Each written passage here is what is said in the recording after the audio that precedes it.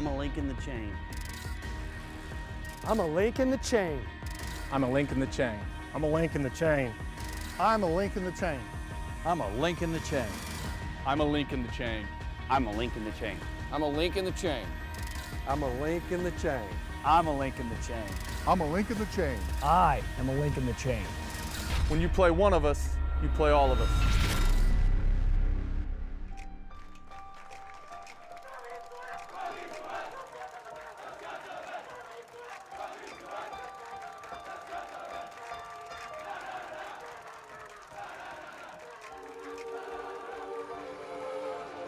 Sneed is going to throw the football and intercepted by John Callahan. Alex Carroll in the backfield for Stafford.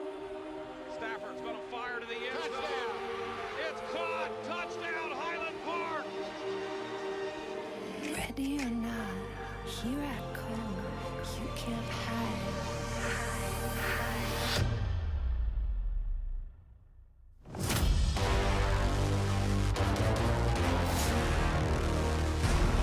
Touchdown, Highland Park. Look out. They're not going to catch him. That'll work. Great job. Touchdown, Highland Park.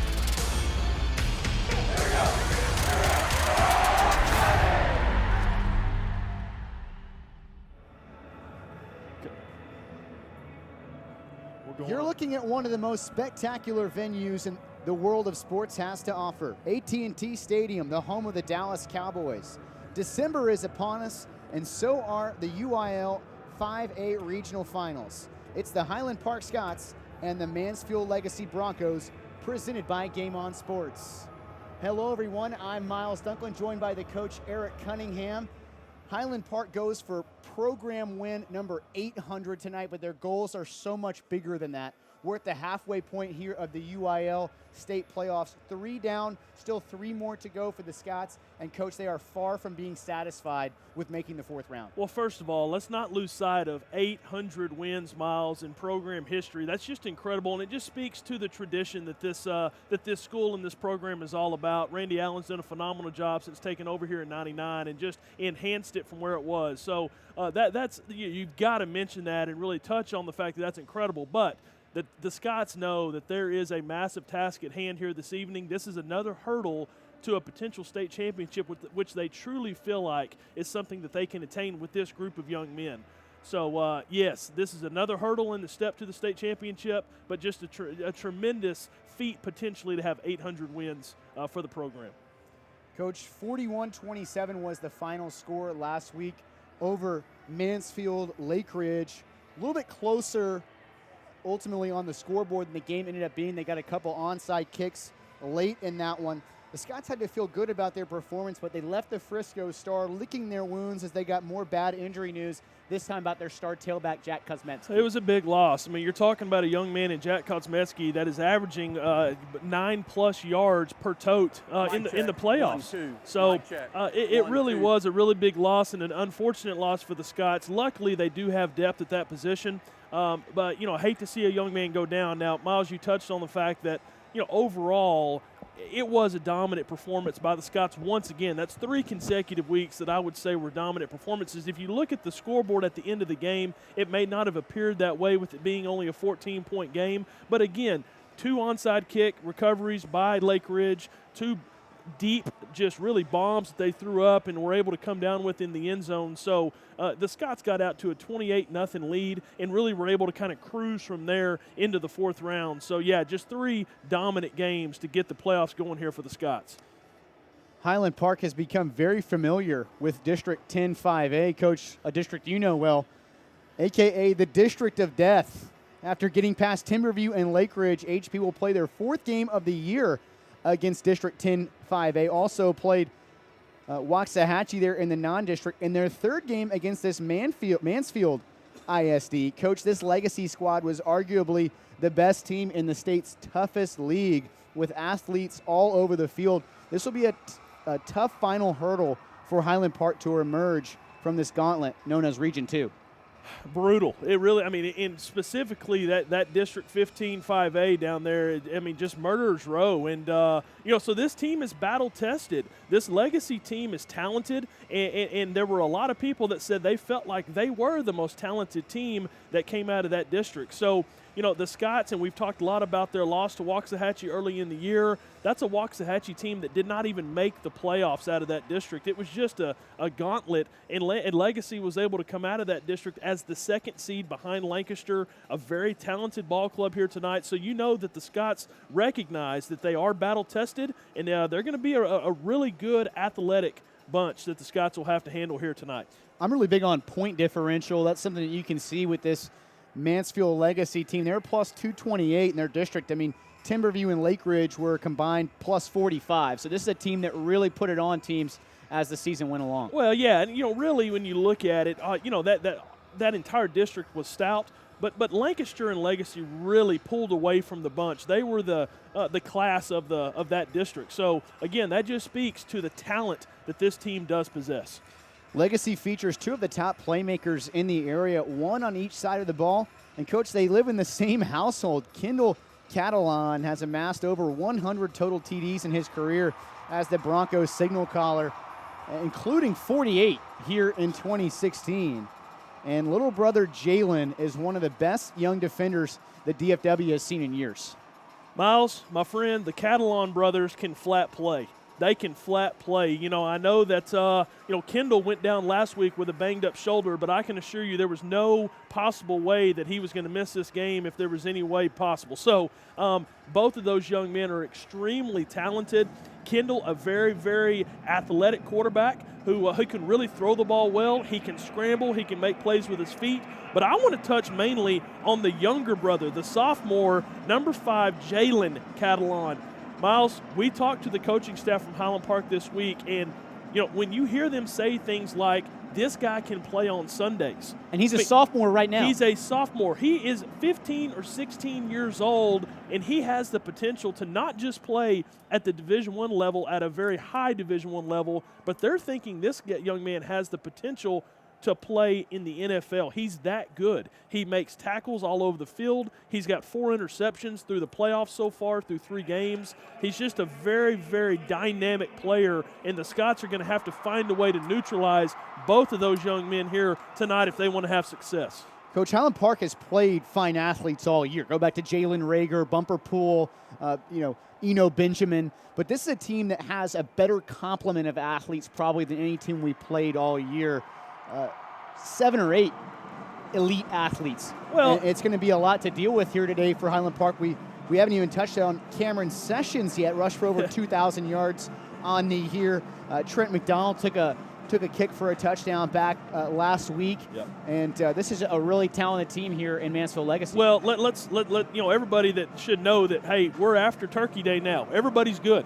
This is the 4th round of the playoffs. So at this point in time, every team is going to be talented, and they're going to have playmakers. To me, Miles, the X factor in today's game in regards to Legacy is number 2, Cameron Sessions. He's a running back, and again, he rushed for over 2,000 yards. He is a really, really talented running back who I think does not get enough recognition for his playmaking ability. The Scots are going to have to be really careful because I think he's the young man that can be a game changer, certainly with his ability. Sessions and Catalon combined, Coach, for 65 touchdowns this year. That's a pretty ridiculous number. It is. As we are getting ready here for the national anthem from beautiful AT&T Stadium.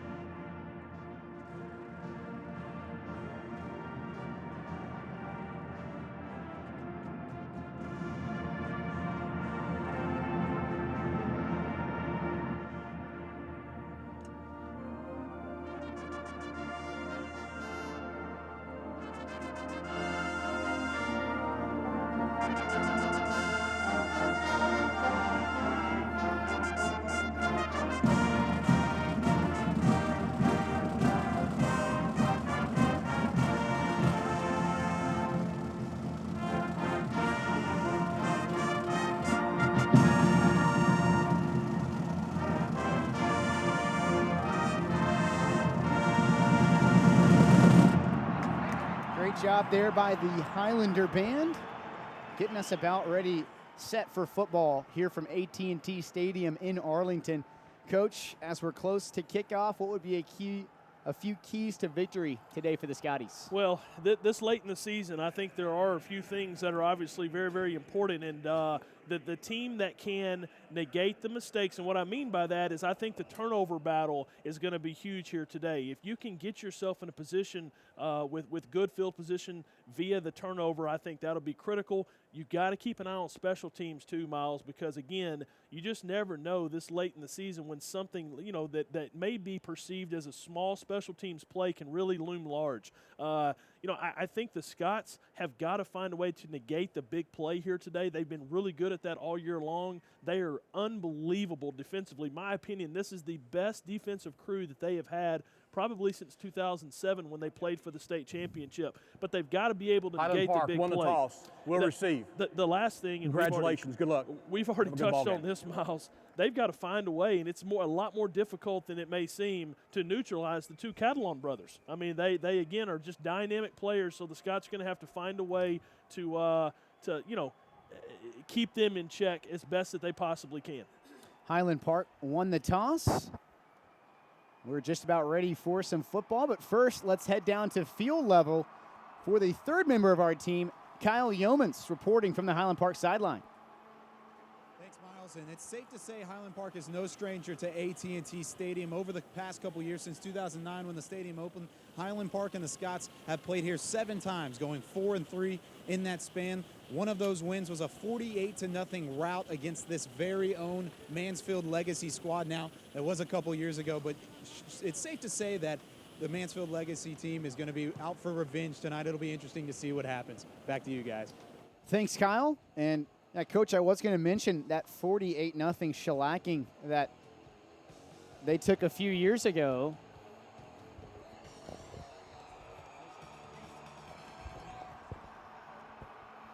$48-0 was the score there. Highland Park outgained them 501-90. It should be a very different story today. Yeah, I guarantee you that game is in the back of the minds of Legacy. They, I would imagine, have seen that film, and not to show them the negativity, but to show them, hey, we're not going to allow that to happen again. So, again, they just absolutely got embarrassed. They got outclassed by just a tremendous Highland Park team that year, and you can tell that there is some definitive energy in the air, not necessarily because it's a fourth round of the playoffs, but because of what happened here 3 years ago. Highland Park won the toss. They elected to put their offense on the field first. It's Paxton Alexander standing between the hashes back deep, and flanking him to the left and the right respectively are JT Dooley and Ryan Waters. Waters positioned up closer toward the 20. Now he tracks back toward the 10. As kicker Jacob Rowland ready to get us underway here from Jerry World. And Rowland kicks it short to the near side, and that's going to go out of bounds. So Highland Park will set up at the 30. Let's go ahead and set that Scott offense for you. On the offensive line, it's Thomas Shellmeyer, Gray Giddens, J.D. Beverly, Ben Boudreau, and Giffen. The quarterback is John Stephen Jones, the junior. The two running backs today, Paxton Alexander and Jacob Urbanczyk. And at the wide receiver spot, J.T. Dooley, Parker Alexander, Hudson Wood, Jack Toohey. We'll also mention Ryan Waters in that starting 5. Coach, what a season it's been. The kicking team, ball will be placed at the 30-yard line. First down. What a season it's been for John Stephen Jones. Phenomenal. He's been outstanding. Just very, very heady young man. He's going to make tremendous decisions. Again, his numbers speak for themselves. In many of those games, he didn't play the second half. John Stephen, I think a key here tonight for him is his ability to extend plays with his legs. He's been really good at that all year. The Scots come out with a tight end in the game. It's Michael Clark as they give it to Jacob Urbanczyk trying the right side. And Urbanczyk tackled there by number 41. That's Zadol Esters. Urbanczyk on the year, 88 carries for 542 yards and 8 touchdowns. The Scots come out with a little wrinkle there in the first play and move Thomas Shellmeyer over to the other side of the line in a tight end look. And now it's Jones in the backfield along with Urbanczyk looking to throw right side. That's a catch over there for Jack Toohey. and coach a completely different defensive scheme here for Mansfield Legacy as opposed to Lake Ridge. Lake Ridge is playing man coverage on every single play. It'll be zone coverage on every single play from Legacy. Yep, and I think that's probably a good decision because the Scots really had their way against the Lake Ridge team who tried to man up on the edge. 1st and 10 here for the Scots from the 43-yard line. Jones keeping himself all the way. And Jones will pick up about 5 there to the 48-yard line. Good lead block there from Jacob Urbanczyk. You know, it's interesting. The Scots are wanting to go quick here. You can tell the offensive linemen are really trying to rush to the line to get things set, and they're wanting to try to go as quick as they can. And I remember them doing the same exact situation against this Legacy team 3 years ago. As we mentioned, totally different equation from 2013. Nobody we had on the field then is on the field now. But a lot of the same coaches. As Jones rolls the pocket, left side, flood concept, looking over the middle. That's going to be knocked down by one of the big fellas up front. That was number 56, an impressive sophomore at 6'2", 230. That's Torian Carter II. He's a good-looking young man, and you can see the athleticism right there that he possesses. I mean, he's got his hand on the ground, and he just went up and made a big-time play to bat that football down, and here's a big 3rd down for the Scots. First 3rd down of the game. Highland Park comes into this one at 46% on the year. This is 3rd down and 6 here from their own 47-yard line. They need the Legacy 47. They hand it to Urbanczyk on the counter, makes a man miss in space. He's going to be stacked up there short of the marker right at midfield. Catalon has his name called for the first time today. And this will bring up 4th down and short. A really interesting play call here by Coach Allen. I'm anxious to see what he comes up with. More often than not in this situation, he's gone to a 2-back set, and Jones has just taken a few steps back and pooched it. Correct. He's done a really good job of that, and I suspect that's what we'll see here again. On 7 punts this year, John Stephen Jones averaging 41 yards a boot. And he's got 4 inside the 20. Yep. As he takes a step back. And Jones will kick it away. Closest man to it there is Catalon, but it's JT Dooley chasing it down. There we go. Check that. That's Tui. And Tui will stop it there at the 3-yard line. There's the 5th kick inside the 20 this year for Jones. That's a thing of beauty right there. He really has become very, very good at that, and I love that play call by Coach Allen right there. Again, we saw a Lake Ridge team last week that tried to go for it early in the game on their first 2 possessions on 4th down in their own territory. They don't convert. Early in that game, you look up and Highland Park's up 14-0 and really put Lake Ridge behind the 8 ball. So Coach Allen didn't want to go that route. I love the play call. Pin them deep, make them drive the field. So we get our first look at the Scott defense and the Bronco offense. Signal caller Kendall Catalon. We touched on him in the open as they come out with a couple tight ends. Catalon standing in his own end zone. And he will hand it here on the first play of the game to Sessions, trying the right end, and he is stacked up there by a whole host of Scots. Let's go ahead and set that Scott defense for you. On the defensive line, it's Marshall Hammett, Turner Cox, and Luke Bland, 3 seniors. The linebackers, 3 captains, Gam, Brock, and House, as well as the senior Max Holsenbach. And in the secondary, George Stewart, James Herring, Zach Foltz, Alex Walsell, and O'Neal Sitzer. 3 different corners will play for the Scots. Here's it 2nd down and 8. Oh. Early movement up front there for Legacy. Coach, in watching Legacy play last week, very similar start to the game. Frisco Wakeland moved to about midfield, punted Legacy down inside their own 5-yard line, and Kendall Catalon on a bootleg to the right side of the field ended up doing his own thing, going about 70 yards. Offense, number 55. Well, and that's that big play I'm talking about. To the goal. Still 2nd down. Catalon has that capability to take it to the house at any point in time, and Sessions as well. So the Scots have got to find a way to negate that, make them drive the field like they've done all year long. They've been so unbelievable defensively. Only about 1,500 passing yards for Catalon as he looks to put it in the air for the first time here. They have it complete right side. Good gang tackling there by the Scots. That's the first catch of the day for number 15, Troy Edwards, one of their 3 top receivers. And we'll bring up an early 3rd down here for Legacy. Kendall Catalon, by the way, a total of 2,500 yards, but 48 touchdowns and averages over 10 yards a touch, and he's the quarterback. 3rd down and 5 here for Legacy. First possession of the game here for the Broncos. H-back, and it'll be Catalon trying to make something happen with his legs. Kendall Catalon has a first down across the 15-yard line. And, Coach, you saw it right there. Highland Park had it schemed up perfectly. They had bodies where they needed to be, and Kendall Catalon's just too athletic. Yep, you called it. They played it absolutely perfectly, and that's what he can do. He can take a busted play and turn it into something, and that's exactly what he did right there, is picked up a key first down early in this game.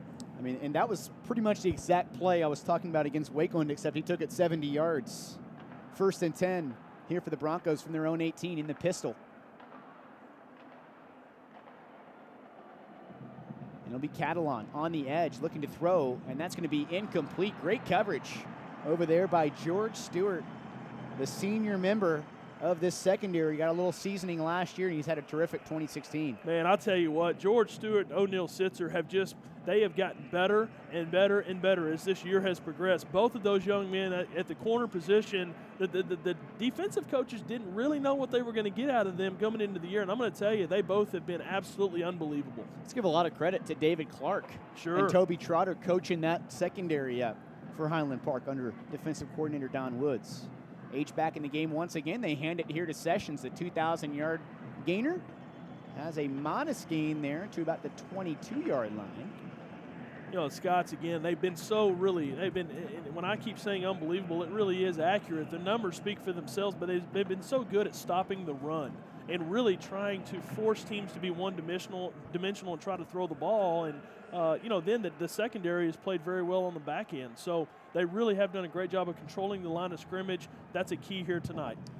1 out of 1 so far is Legacy on 3rd down. Their second try here on 3rd and 6. They needed 28. Catalon has time, surveys the field. He wants to go deep, and that's going to be out of bounds, incomplete. He was looking for his top target there. Trent McDonald came into the game with 10 touchdowns, 518 receiving yards. Took a kick for a touchdown last week against Wakeland, and Catalon just didn't quite give his guy a chance there. Yeah, McDonald was the inside receiver there and just tried to run a simple flag route, and he had him. The ball was thrown a little bit late and had a little too much air on it. So a really big first stop there by the Scott defense. Trent McDonald is also the punter here, so look out for a potential fake from one of the best athletes the Scots have played against all year. There in number 1 as Ryan Waters is standing at his own 45 to the left of the Dallas Star. And McDonald does get the kickoff. It's an end-over-end kick. It's going to take a great bounce for Legacy, and that's going to end up as an excellent boot. All the way down to the 28-yard line of Highland Park. So about a 55-yard effort there from McDonald. Timeout. Official said there was a timeout. Must have been an official timeout. Yeah, and I almost feel like we're here at an NFL game. We've got there is a TV broadcast. We've got a media gentleman down on the field right now that is TV timeout. That's right. Coach, a couple common opponents, as there was last week. Timberview, Lake Ridge, Waxahachie.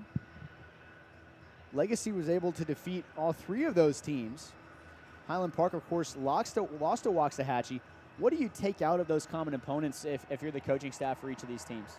Well, there's so many different factors. I mean, obviously, Waxahachie, that game was early in the year for Highland Park. They had a couple young men banged up, and they've become so much better, over the course of the season. So, yeah, I mean, it's easy for the common fan to look at those common opponents, and say, well, they beat them and we beat them and they beat them. But, hey, the bottom line is all of that goes out the window this time of year. You can face a team who maybe wasn't playing great early in the year and they just maybe got a couple guys back and they just started playing better, quite frankly. And here you go. You look up and you're in the 4th round. So it's easy to look at all those common opponents and try to dissect all the different things about it. But bottom line is at this time of year, all that stuff really doesn't matter.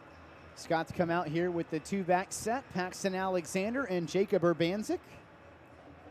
1st and 10 here for the Scots from their own 27-yard line. Call it the 28. It's J.D. Beverly. Scots are glad to have him back under center. So he snaps it back to John Stephen Jones. And something was Yeah, timing funny was there. off. Yeah, I think they're going to get the Scots with a false start. The timing was off. Coach Paxton Alexander last week ends up with 4 total touchdowns.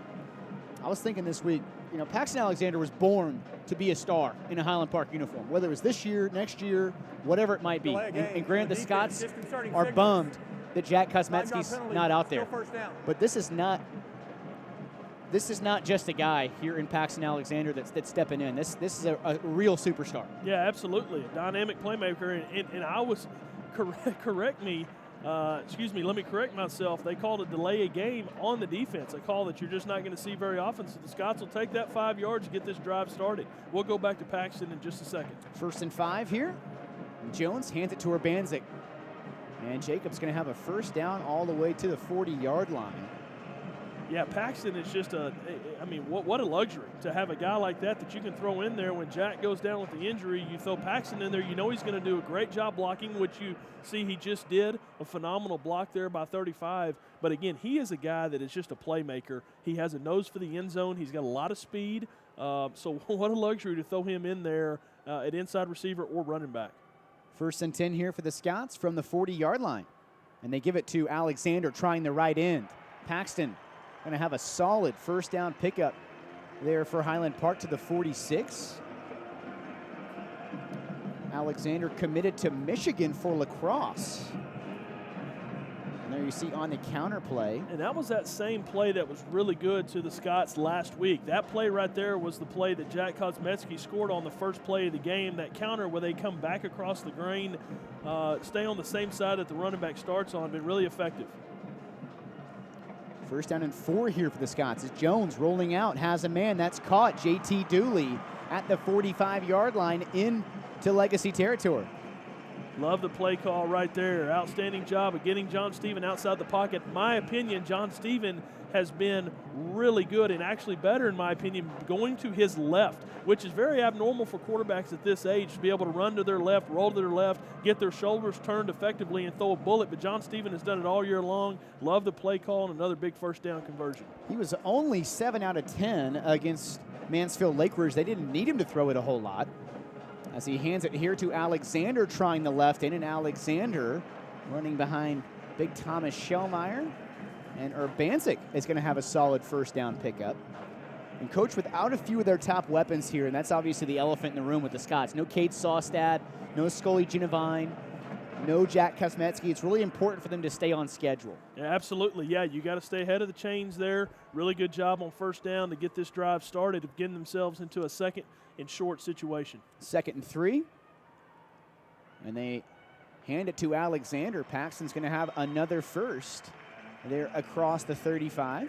And the Scots have found something here with this 2-back look. They go 3 receivers, and I think right now they recognize the fact that the big fellas up front have Mansfield Legacy on skates. They are dominating the line of scrimmage, and I think as long as you see that, you'll see Coach Allen stick with that. Now he'll see these safeties kind of start to creep up, and when you do that, that's when he'll hit them with the deep ball. It's Waters, Dooley, and Tui in the game right now, receiving as they hand it to Urbanczyk. And Jacob's going to take a short loss there, number 22. One of the best overall athletes that Legacy has, a two-way player there. That's Grant Johnson making the stop. A good job right there up front by Mansfield Legacy. Really sniffed that play out. It was a slow developing play. Good job by Jacob just to get back close to the line of scrimmage. Legacy's got about 13, 14 guys they'll play on defense. A couple different defensive looks as Jones rolling to his right, throwing. Is that caught? Intercepted. You kidding me? It was Jalen Catalon came away with the football. And, Coach, in 4 postseason games, he now has 5 picks. I'm trying to figure out how in the world he was able to come up with that one. I mean, I thought, too, he had the football. We're going to see a good replay of it right here. Wow. Just an incredible individual effort. He was in the right place, right time. The ball was kind of on the hip of Jack Tui there for just a moment.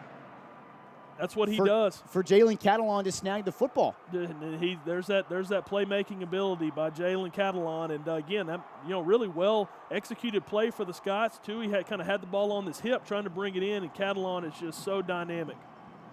You could argue, Coach, Well, that was lucky. I mean, the ball was just kind of rolling around there. It found its way into his hands. Sure. When you do it 5 times over the course of 4 postseason games, no longer lucky for Jalen Catalon. Yeah, he's just got a nose for the football. He really does. It's not just about the interceptions, which 5 in 4 games is absolutely incredible. Really, 3 games in a half of a quarter, he's got 5 picks. But, he's going to be all over the field here today, making plays left and right. The Scots thought there was a chance they could see him at quarterback if Big Bro wasn't able to go. They hand it to Sessions, and that play is blown up in the backfield. Give credit right there to Marshall Hammock as well as Luke Blanton. Well, these big fellas up front have just been phenomenal. They've really set the tone for this defense. They've done a great job of eating up those blocks and really stuffing the run game. Big Marshall there at left end, and then Turner Cox and Luke Blanton. Me. Yep. That was Turner. Hammock really caved the play in, and then Cox, future D1 football player. As Highland Park has Marshall Ballard in the game at outside backer on the near side. Catalon looking to throw. Scots have pressure on him. Catalon going to go down in a heap there. Just way too many white shirts. Well, you can tell that Bennett Brock, his one objective right there was to keep an eye on Catalon. As you see, Bennett Brock sitting there just kind of at that linebacker position, kind of as a spy, if you will, and there he is making the play. I would imagine that they have ingrained in his head this week that you keep an eye on 7 no matter what happens. Whether he's carrying out a fake, obviously extending plays, you've got to go find him and make the play. 1 out of 2 so far is Legacy on 3rd down. Here on the reverse, Highland Park's got it strung out. And that's going to be well short. Troy Edwards. Coach Highland Park just kept their integrity right there on defense. No problem. You're just not going to catch Highland Park asleep. They're just too well coached. I mean, you see there's Ballard coming up and really does a good job. Yeah, nice stiff arm there. But again, you're not gonna be able to get them on gimmick plays like that. They execute so well the game plan. They maintain their leverage very, very well. And really nice job of sniffing out that reverse attempt. So a loss there on 3rd down will put Trent McDonald back to punt again. And that's a better kick. It's fielded by Waters, who's going to go down via number 3. It's one of their other best defensive backs, Traylon Brooks. They have him listed at safety. He will also play the nickel corner. Timeout. So a TV timeout once again.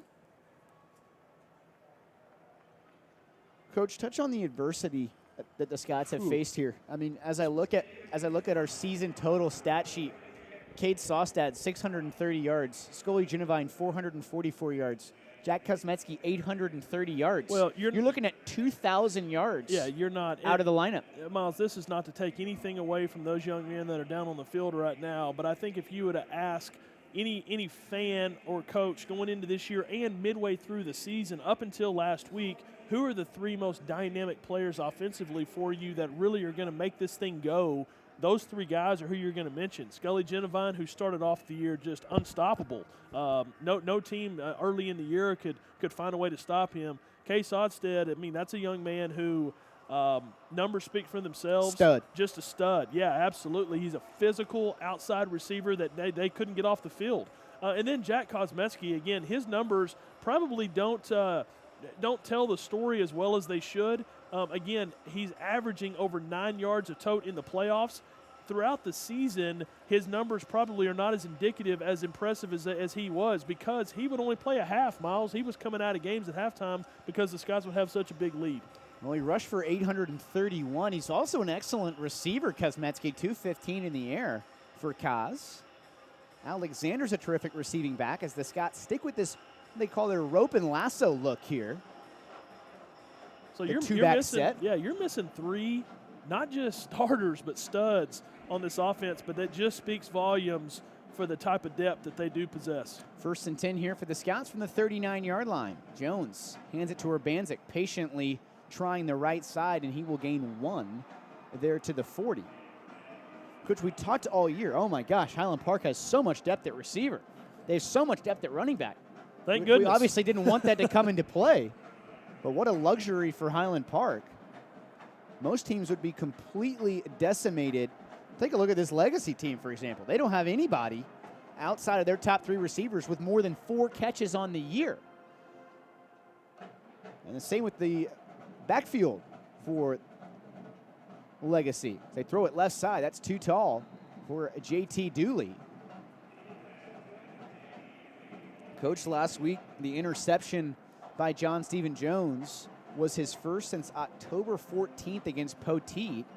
He's done a great job taking care of the ball here in the last 2 months of the year, but can't help but be affected by 2 picks here in the last couple quarters for JS. Yeah, you know, again, you would think that he would be. I think that he is such a heady young man and has remained very poised in the pocket all year long. So I expect the same from JS here this evening. 4 receivers in the game. Jones steps up right side, and that is caught by Jack Toohey. What a big play by the Scots senior to move the chains. That's a huge play. I'll tell you what, you talk about a young man who has stepped up. That is Jack Toohey. I mean, he has stepped up in a big way. A guy that was starting last year, went down with an injury, has battled just to get his starting spot back. Here he is late in the year. He has just continued to get better and better.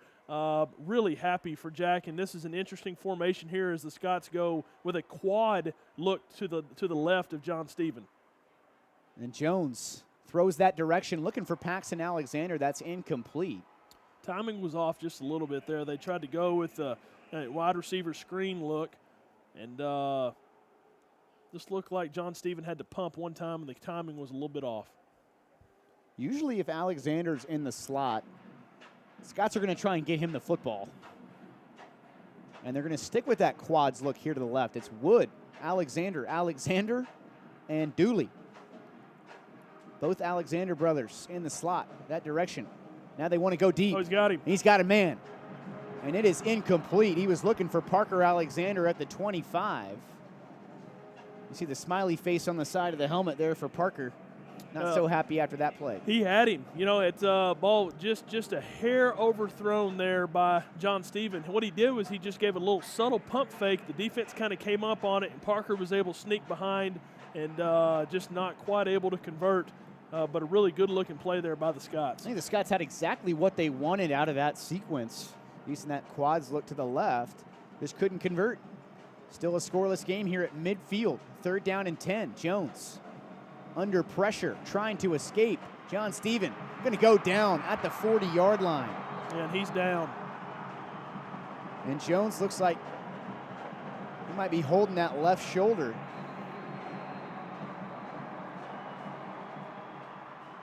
Scots have already lost their top 3 skill position players. Timeout, injury timeout. And John Stephen Jones down in a lot of pain there at the 40-yard line. Yeah, this would obviously be a big loss for the Scots, and one that you just, at some point, you just scratch your head and go, my goodness, how much more can they take? They just continue to have, you know, big-name guys go down. It's good to see John Stephen pop up right there. Looks like he's not moving that left arm much at all. Hope for the best for him, and hopefully he can get back in there. But, you know, again, you see that quite often with quarterbacks as they're rolling to their left, kind of have their eyes downfield. And, you know, all the weight of that defender just falls, and then, you know, everything falls on that left shoulder. Well, right here on this field, Tony Romo, look no further than that. As Michael Clark is back to punt it away out of the snap here of Marshall Ballard. And it's Jalen Catalon back to return. Pretty good kick there from Clark. Takes a good Scott bounce. No return here, as that one will settle at the 15-yard line there where it's down by James Herring. Well, Clark has really done a great job in the punting game, averaging 39 yards a kick, 4 inside the 20 for Michael Clark. Yep, just a great athlete. Great job by Michael. As we see on this replay right here in John Stephen, yeah, just every bit of that weight just comes crashing down on that left shoulder. And he reached for it pretty quick. Yeah. Scots are very deep at the quarterback position as well. Michael Clark and Jack Fain, who's actually been moved to the running back position. Jack Fain working out with Ryan Gibbs and company this week. Well, we may as Kendall Catalon is back in the game here at the 20-yard line. Scots shift up front. And Catalon keeping it himself all the way there on the draw, and he will have a short gain there to the 24. Coach, the Scots have done a great job of bottling up this potent offense for Mansfield Legacy that came in averaging 459 yards a game. And it's no shock. This defense is just really, really good. They've been good all year long, not just when the playoffs got rolling around. The team has really thrived off this D. Averaging just 243 yards yielded per contest, 14 points a game, one of the best in the area. It's Catalon on the bootleg, trying to make something happen. Now he wants to throw it deep down the field. That's going to be incomplete. Step-for-step coverage out there by Alex Walzell, one of the 3 terrific corners for Highland Park. There's another young man that stepped up and done a tremendous job. You know, he mixes himself in there at corner with O'Neal more often than not, and again, just continues to do a phenomenal job at corner. He is step for step, and you can tell, you know, Miles, Catalon at quarterback, you know, he was banged up last week. You were at that game, and you were able to see that he went down and did not play the whole second half with a shoulder injury. You can see the brace there on his left shoulder. That's right. In the first play of this drive, I mean, he went down and slid pretty quickly. I don't think he does that type of thing early in the year, and he's really trying to protect that left shoulder. Agreed. 3rd down and 7. It's Catalon looking to throw deep. Great coverage by Highland Park. Is it hauled in? It is not. Incomplete, as it was Fultz and Stewart over there combining on the coverage. It's great D. Outstanding D. They were right there with him. Really a well-thrown football. I think that was Stewart got a fingertip on that ball before it ever got there. Yeah, and then Fultz just does a great job of cleaning up. Boy, this defense is, I mean, you just don't ever see them out of position. As it's Trent McDonald back to return again. I got to talk with some of the DBs after the game last week, and they were mad, Coach, that they gave up a couple of those jump balls. I said, oh, man, you guys did a great job. And they said, oh, we're getting it fixed. Don't worry about it. As that kick takes a hop over Ryan Waters' head. Good job by Waters here to get the ball up to the 29-yard line. Could have been a lot worse. Let's head down to Kyle Yeomans, who has an update from the sideline. Yeah, thanks, Miles. Quarterback John Stephen Jones was getting checked out on his left side underneath his ribs. He was moving the arm more and more as he was going through the testing process. He should be back out there on this series, if not the next one. But Jack Fain and Michael Clark were warming up as well. Back to you guys. Yeah, I think I see John Stephen running out there now. Good to see number 9 back under center. There's going to have to probably be a bone sticking out from that young man to get him off the field here today. That's right. You know, he's been dreaming about this moment forever. 2 receivers stacked to either side for Jones. As they spread it out and they go with the run. Urbanczyk right up the gut as he takes a spill there across the 35. That's the best medicine for a little banged-up quarterback is let's get that running game going. And tell you what, Jacob Urbanczyk has done a tremendous job of filling in the run game, and also he does a great job in pass protection as well. That is the end of the first quarter. That will do it for the first quarter. A defensive struggle, 0-0 here after 1. We're going to take a quick break and be back for the second. You're watching Highland Park football presented by Game On Sports.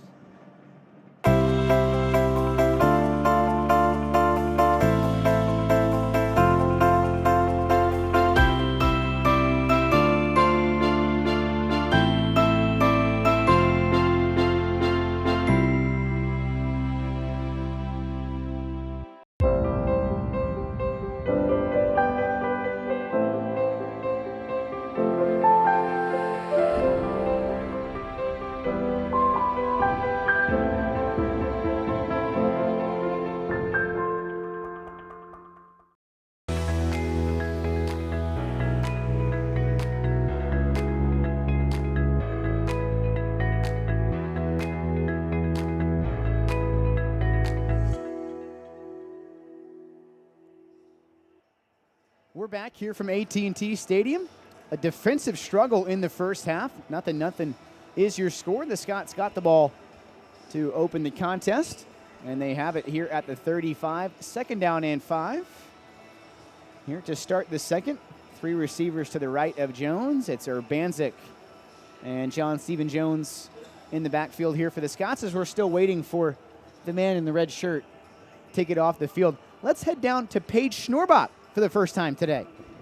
Thanks, guys. I was over on the Legacy sideline, and from what I could overhear, the coaches were telling their players that they know it feels like that they have the momentum right now, but not to get too complacent because they know Highland Park is a really good team and they need to watch out for them.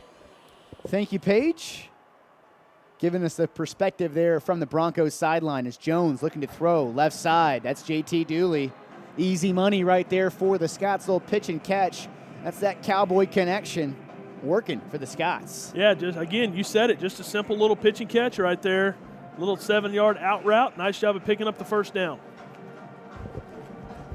3 receivers to the right once again here for Jones. It's Dooley alone at the bottom of the screen. And Jones looking for Dooley. Just missed him there over the middle.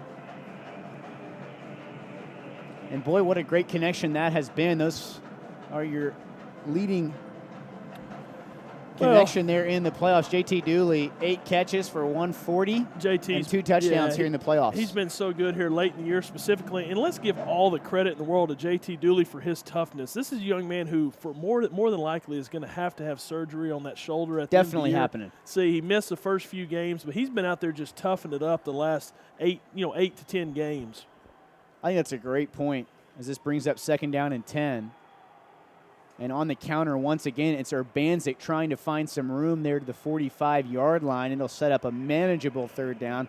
I think that's a great point on JT Dooley. I got to talk to him last week as he was taking off the pads. I mean, you would not believe how involved the thing is that he's wearing to get out there and play. He said it is absolutely no fun to play in that brace that he's wearing. So it's essentially keeping his shoulder in place.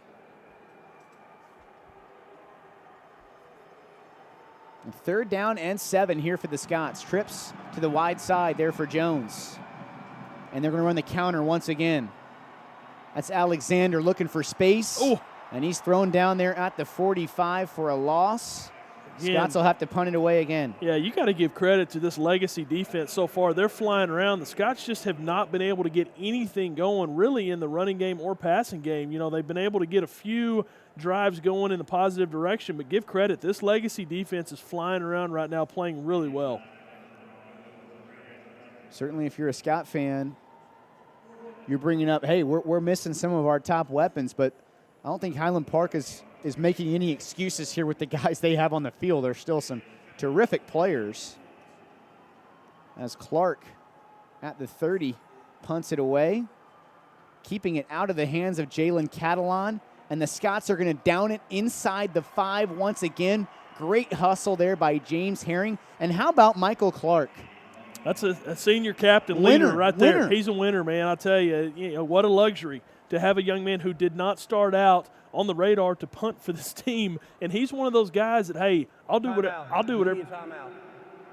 whatever it takes. I'll do whatever it takes, and kind of give all the credit in the world to Michael Clark. Just a phenomenal young man. Kept his spirits up all year long when he wasn't starting at quarterback, and he's come in here, and his role at this point in time is to be the backup quarterback but the starting punter, and he has done a phenomenal job at that, again, pinning Legacy deep in their own territory. I've been a big fan. We talked about Clark all year and his contributions. Started the game at tight end today. So what a weapon he's been. Coach, we're in the Elite 8 at this point. Only 8 teams left in the state. After this weekend, there will only be 4 teams. Let's take a quick glance at what's going on in the rest of the 5A Division I bracket. And most importantly, for Region 2, Coach, it'll be Denton Ryan, or for the winner of this Region 2, Denton Ryan and Colleyville Heritage playing right here on this field, 10:30 tomorrow. Your thoughts on that contest? Well, it's going to be a good one, and one that there's not a lot of people that are giving Colleyville Heritage an opportunity to win that game. I think they're going to play Denton Ryan tough, but I do think Denton Ryan is going to come out on top. They're a very, very talented team. They're undefeated. They've played a really tough schedule. They had a tough non-district schedule. I will say their district was not as tough as their non-district schedule, but nevertheless, they have not been beat. Again, a very, very talented quarterback who is going to play Division I football. So, again, don't want to discount the fact that Heritage is a really good team, and they've got a chance to beat them, but I think Denton Ryan will be the opponent for one of these 2 teams next week. For what it's worth, Dallas Morning News, all 8 pickers had the Ryan Raiders over Colleyville Heritage. 7 of the 8 had Highland Park over Mansfield Legacy here tonight. So let's see if that holds true. As with 10:18 left here in the second, it's still 0-0. Now they're by our side of the field. About as close as we're going to get to the players today. Scots shift right before the snap. And Catalon has it, going to keep it himself. Now he wants to throw it deep. And that is dropped by McDonald, who had a step. What an amazing play by Catalon to even make that a play. But there is a flag down in the area of holding. It's going to be an interesting call right here. Yeah, you're right. It's right in the area of a hold. Maybe an ineligible receiver downfield is what I think the call could possibly be. I suspect Coach Allen will probably decline the penalty. It's really not going to give him. Receiver downfield. Offense, number 77. Penalty is declined. Second down. That's their big center. He's really the anchor up front, Joseph Milburn, 6'2", 323. This is an offensive line that goes quick side, strong side. So just because you're the right tackle one play means you could be the left tackle the next. But Milburn stays put each time he was illegally downfield. It'll be second down and 10 as the Scots shift once again. Catalon here on play action has pressure up the gut from Turner Cox, trying to step up and make a play. Kendall Catalon trying to get to the corner. He's still on his feet, finally pushed out over there by George Stewart. Just had absolutely no business making a first down and does. Just an incredible athlete. That's the thing that concerned the Highland Park coaching staff the most is the busted play, but the speed that he possesses. You can see right here, again, they had it played perfectly, but just his speed could cause some issues for the Highland Park defense. That's the one thing that's really gotten them this year is when they have given up a big play, it typically has been because they've just had a superior athlete on the other line, on the other side of the scrimmage. And right there, Highland Park had two defenders into the boundary, and he was still able to get the corner. It's 1st and 10. They hand it to Sessions up the gut. Highland Park stuffs it again. Nothing doing. The referee there, Michael Massey, throws in a flag. That is really in the area of holding. Coach Cameron Sessions, I mean, this guy averaged 8 yards a carry, 255 for 2,057 yards, 17 scores, and the Scots have made him look pedestrian here in the first half. Well, offense, number 75. Half the distance to the goal, still first down. They've pretty much made everyone this year look pedestrian. I mean, you're talking about Eno Benjamin, who has a chance to be Mr. Texas high school football. I mean, they're holding opponents at this point in time, Miles, get this, to 2.4 yards per play. In the postseason, they have been dominant. Yeah. Well, really throughout the course of the season. But especially here in the postseason, they have just not allowed teams to run the ball.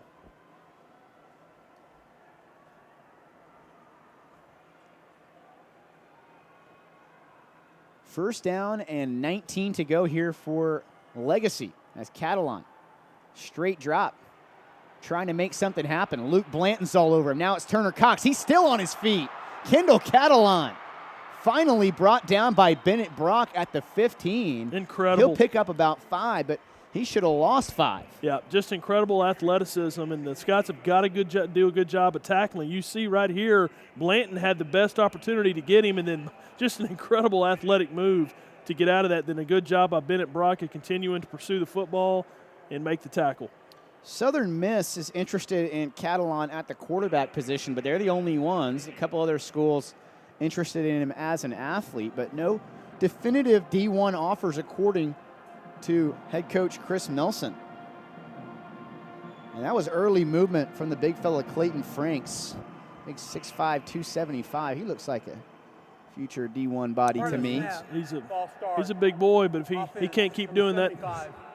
5-yard penalty, still second down. Oh, they got Cooper McCauley, big fella as well.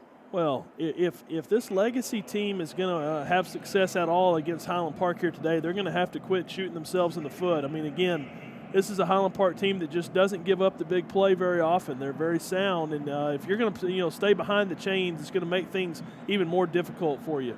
Penalties have been a problem for Legacy in the playoffs. 13 against Cleburne, 6 against Spruce, 5 against Wakeland.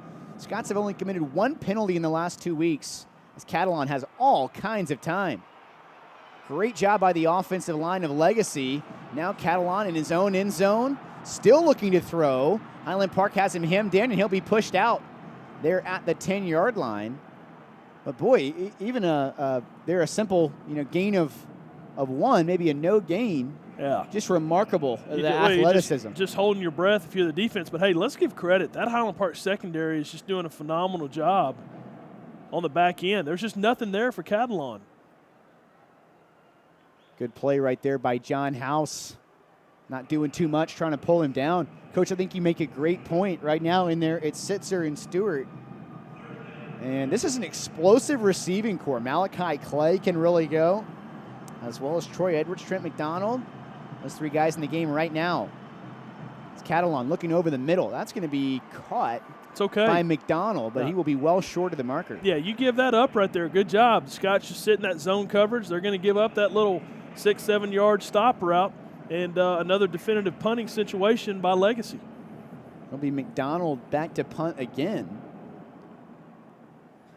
If you knew anything about Highland Park coming into this game, you knew their defense was really strong. But, Coach, do you think the pundits around the area saw this as a 0-0 game here absolutely with not. 8 minutes left in the second? No, traditionally Highland Park obviously can put a lot of points on the board, and this Legacy team has scored a lot of points throughout the year. High snap there. The Scots nearly got it. It's an excellent kick there from McDonald. It's fair caught by Waters at the 40. Coach, if you can say one thing here about the first half advantage Highland Park, it's been field position. Absolutely. Media timeout.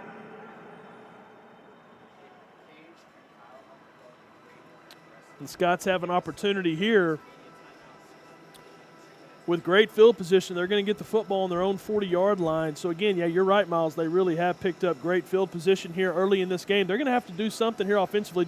I wouldn't be shocked if we don't see some sort of little gimmick play here by Coach Allen. One thing that they've done a great job of all year is, they may try to sneak a running back out of the backfield. Traditionally, it's been, as I'm looking up here on the big screen, you can't help but to giggle at these fans, but traditionally it's been a guy like Paxton Alexander who's been able to kind of sneak out of the backfield, go right up the seam. Now, the problem is on the back end, you have a young man with the last name of Catalon who's playing free safety, who's kind of roaming the back end of the secondary and just does a phenomenal job.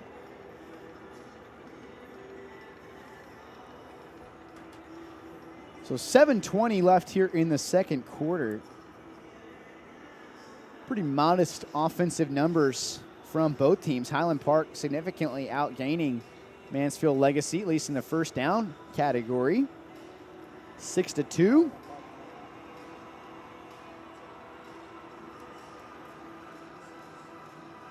The mantra for this Mansfield Legacy squad is we are not done yet. And finally, we are out of the TV timeout. Well, I've had the luxury of coming to a couple Cowboy games this year, and I feel like I'm at one right now with all these media timeouts, man. It's a lot. I tell you. Got to make sure the media gets their love. Get those commercials in. 7:20 left here in the second. 1st and 10 for the Scots. They hand it to Alexander up the gut, and he trips to the 44-yard line is the spot. Neither team has been very aggressive in terms of taking deep shots here in the early going. The Scots have kept everything underneath. And this is a team in Legacy. Kyle Pruitt and Marcus Fricks, the two corners, 25 and 23. They play a lot of soft zone. Hard to beat him over the top. 2nd down and 8. Jones throwing left side. JT Dooley. Coach, there it is. Nice little pitch and catch. Beautiful execution right there, and you said it. Yeah, just a simple pitch and catch, little 6-7 yard out route. Great job of Dooley getting beyond the sticks. I say that. Looks like he's going to be a little 3rd and short, maybe 3rd and 1, a long one. Jack Toohey and JT Dooley, only Scott receivers with catches so far in this one. Nice timing route right there, though. John Stephen threw that football before Dooley even came out of his break. 3rd and short. They got Legacy to jump. Jones wants the deep ball. Looking for JT Dooley. That's going to be incomplete. Terrific coverage there by Marcus Fricks. Really pinned Dooley into the boundary. But that will be a 1st down, a free play there. Great job by Jones. Well, and, let's give credit to both Jones and Dooley. I mean, obviously we Offside, defense, number 78, 5-yard penalty, results in a 1st down. It's an automatic 1st down, but we've talked a lot about that connection and the fact that these two young men come from, this Cowboy tradition, if you will. Dooley's dad is the receiver coach, and of course John Stephen, with his dad and grandfather as the ownership of the team. These two guys are very smart players, so they recognize they had the defensive line to jump. They go deep.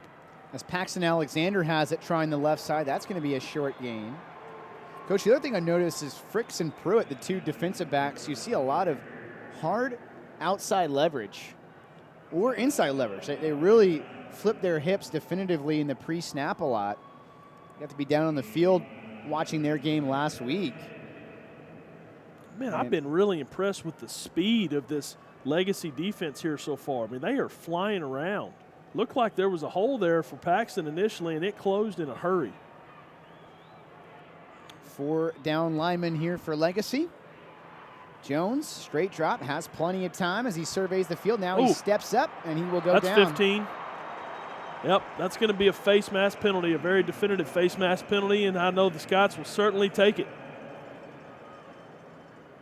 That's exactly what they need here to kind of get jumpstart things a little bit. During the run, personal foul, face mask, defense number 78.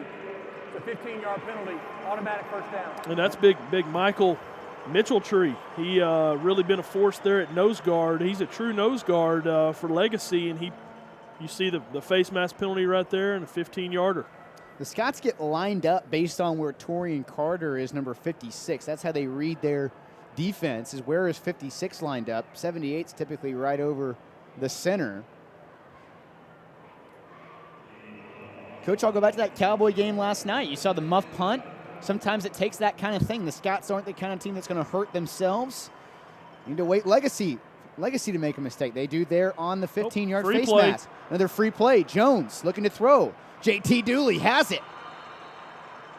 Beautiful. They're gonna take the completion there. A tremendous job of John Stephen and JT. And that's what I'm talking about that connection and the headiness in the game of football. They recognize they have a free play.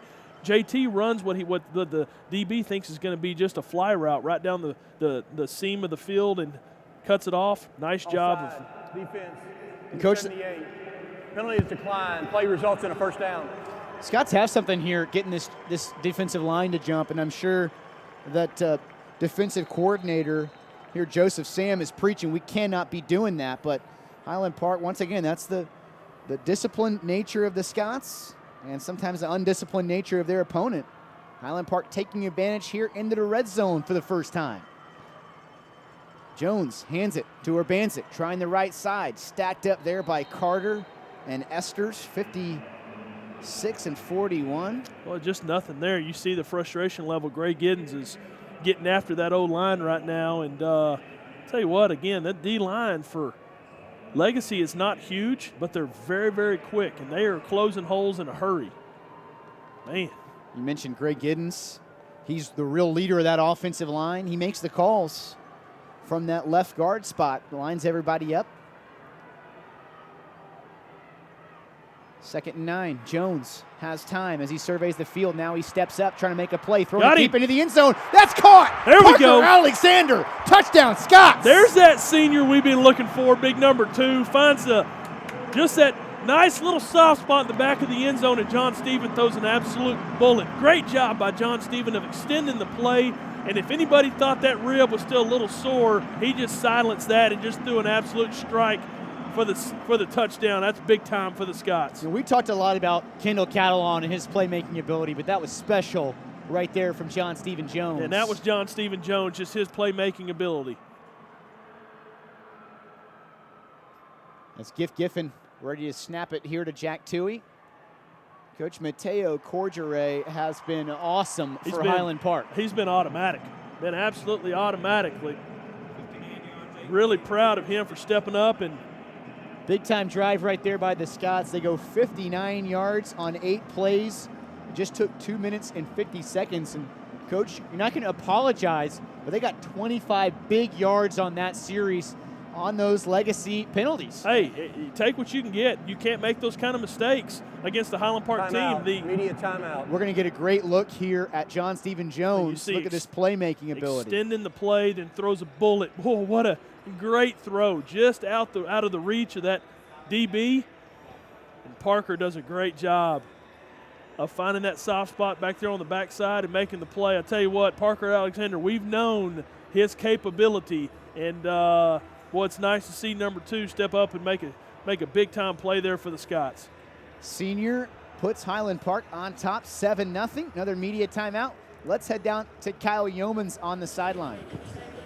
Yeah, thanks, Miles. You guys have already mentioned the lack of depth at receiver for Legacy, and that fact is also being echoed in the HP defensive huddle as they head out for this next series. They are stressing for the secondary to stay on their man downfield so they can shift their focus to containing the pocket and preventing Catalon from being able to use his legs like he has done for the first 2 quarters in the middle of the field. That's it for me. Back to you guys. Thanks, Kyle. Great stuff there. That's a great point right there, because if you think about it, when you're facing a quarterback like Catalon who can extend plays the way he can, man, how difficult is that for DBs to have to maintain coverage for that long? That's tough. So that's a really nice point there by Kyle, and a great coaching point by the Highland Park defensive staff to tell these guys, hey, I know it's difficult, but you got to stay with them. You cannot let off your guard the least bit. Well, they've got a couple weapons there. I mean, Trent McDonald, we haven't really gotten to see him go yet, but he can really go. He is right in the middle of the field back to return, as well as Marcus Fricks. Well, and number 22, Grant Johnson. Yeah, give credit so far. Trent McDonald hadn't really been a factor because of these DBs. They've just blanketed him. And he's not going to be a factor here as they kick it short. And Highland Park has excellent coverage there. That will get to the 32. This is why I'm saying just kick it out of bounds, you know? Miles, you keep saying that, and I'm starting to really agree with you. They got to change the rule because 30's too short. Just kick it out of bounds. Don't let the playmakers touch it. Good coverage right there by Connor Stone. Yeah, this right here is a big possession for both teams. If Highland Park can come up with a stop again, there's 4.5 minutes on the clock. If they can come up with a stop here again, could have decent field position and really take the momentum on their side going into halftime. It's Catalon in the pistol with Cameron Sessions in the backfield. And they hand it to Sessions downhill. He had a seam there for just a moment as that was John House. Coach ran right up the A-gap and ran right past Sessions. And a nice little first down gainer there for Legacy. Really the first truly positive play that wasn't a broken play by Catalon that we've seen in quite some time. 2nd down and 1. Catalon goes with the hard count. Now he's got it. Looking to throw left side. That's McDonald. And he will be quickly brought down by the Scots. They have just done a tremendous job here, Coach, in the playoffs of tackling. And it sounds simple, tackle, but it's not. They do a good job of getting people on the ground. Well, first of all, it's not necessarily a glamorous thing to do, but they've done a tremendous job of it. But secondly, they take a lot of pride in their tackling, specifically in the open field against these really talented, athletic young men. The pistol set once again. 2 tight ends in the game here for Legacy. Number 88, Jalen Green, they throw it instead to the right side. That's Trent McDonald. We were just talking about him, and here they are force-feeding him the football. They're across midfield to the 47-yard line. And they feel like they found something here with the wide sides of the field. They're going to try to get it out to these guys in space and let them make some plays. So far, they've really tried to do some damage, in the middle of the line of scrimmage and in between the tackles, and they have not been successful. So they're going to try to stretch it out a little bit here, and so far I think they've found something. It'll be 2nd down and 3 after the 7-yard pickup by McDonald as Catalon relays the message to the offensive line. 13 seconds on the play clock. Plenty of time there for the senior. And now he's got it. Handed off there to Sessions. Nice cut back. Brought down there by Bennett Brock. Elliott Newsom into the game. Newsom helped on that stop.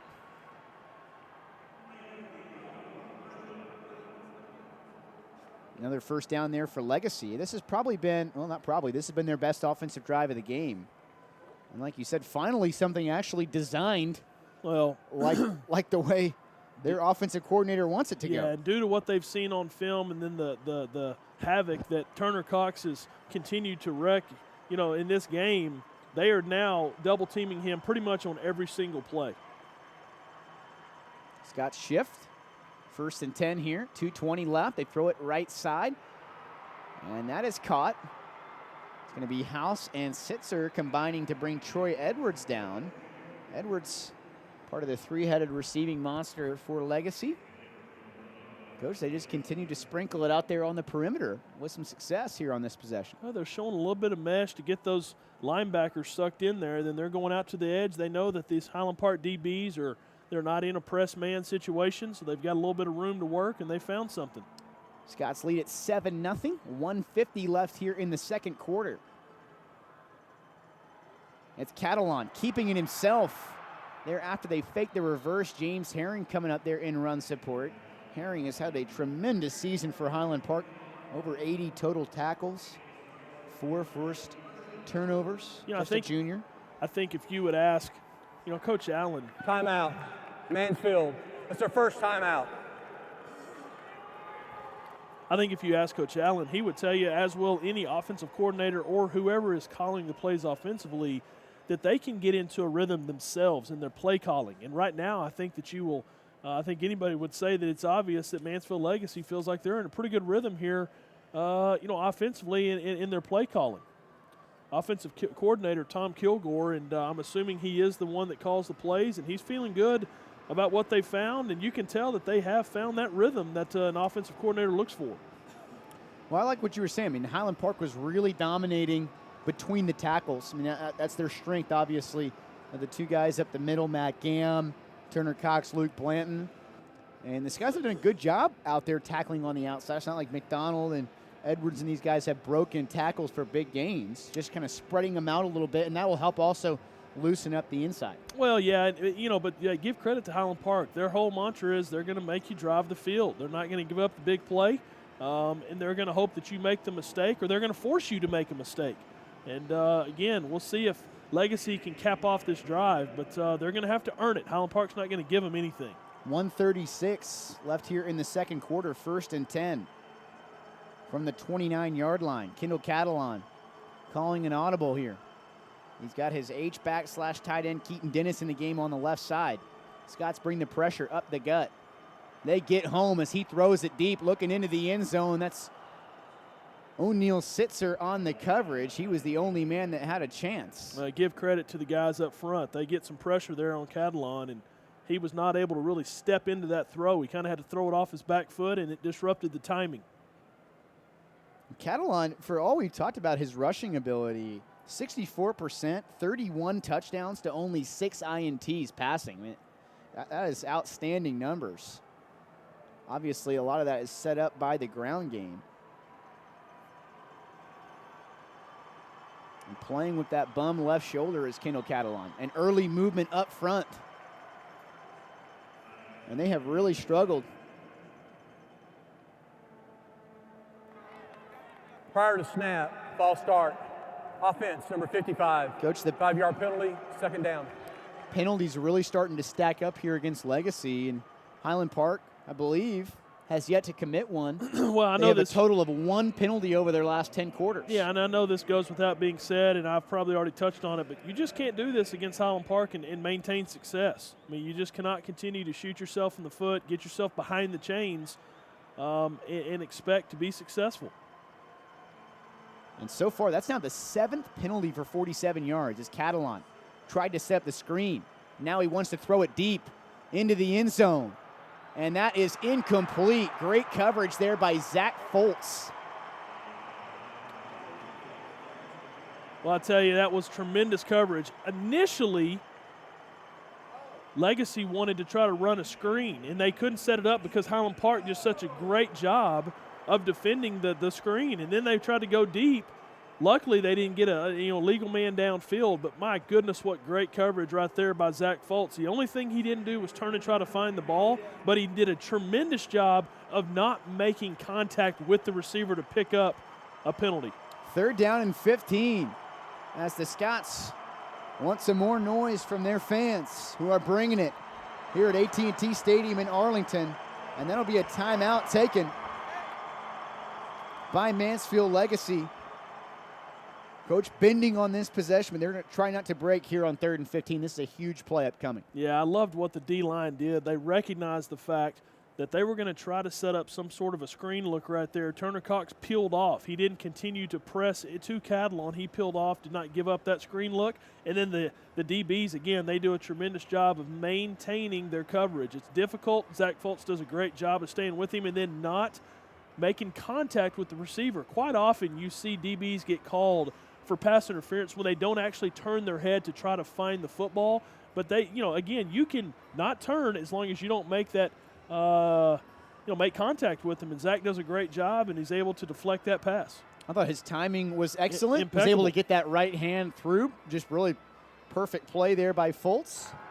And former Miles, linebacker is Zach Fultz. He's really known for his tackling ability, and a lot of people told me, man, I didn't know he was this fast. And that's what I was he about leads to the say. team with 7 pass breaks. I was about to say, you're talking about a guy that was a linebacker, and he has just made himself into a tremendous safety. Give credit to the coaching staff for recognizing the fact that Zach has got to be on the field somewhere. He's just too good of a player. Hard to replace Gam, Brockhouse, and group. So put him at safety. 3rd and 15. Man in motion. That's Dennis. It's Catalon looking to throw it deep. He's got pressure all over him. And the Scots are going to get home. It's Turner Cox with the sack. I mean, they're just all over the place right now. I think Catalon's helmet came off, so he's going to have to leave the timeout, field. Mansfield. Regardless. 3rd and final timeout. Coach, one of the things the I player's noticed. helmet did not come off as a result of the foul. Since a timeout has been called, he can stay in the ball game. Good clarification there from our white hat. And I'm kind of curious why they called timeout right there. I mean, I would assume Highland Park would have called the timeout to preserve as much time as they can. Again, there's 56 seconds on this clock.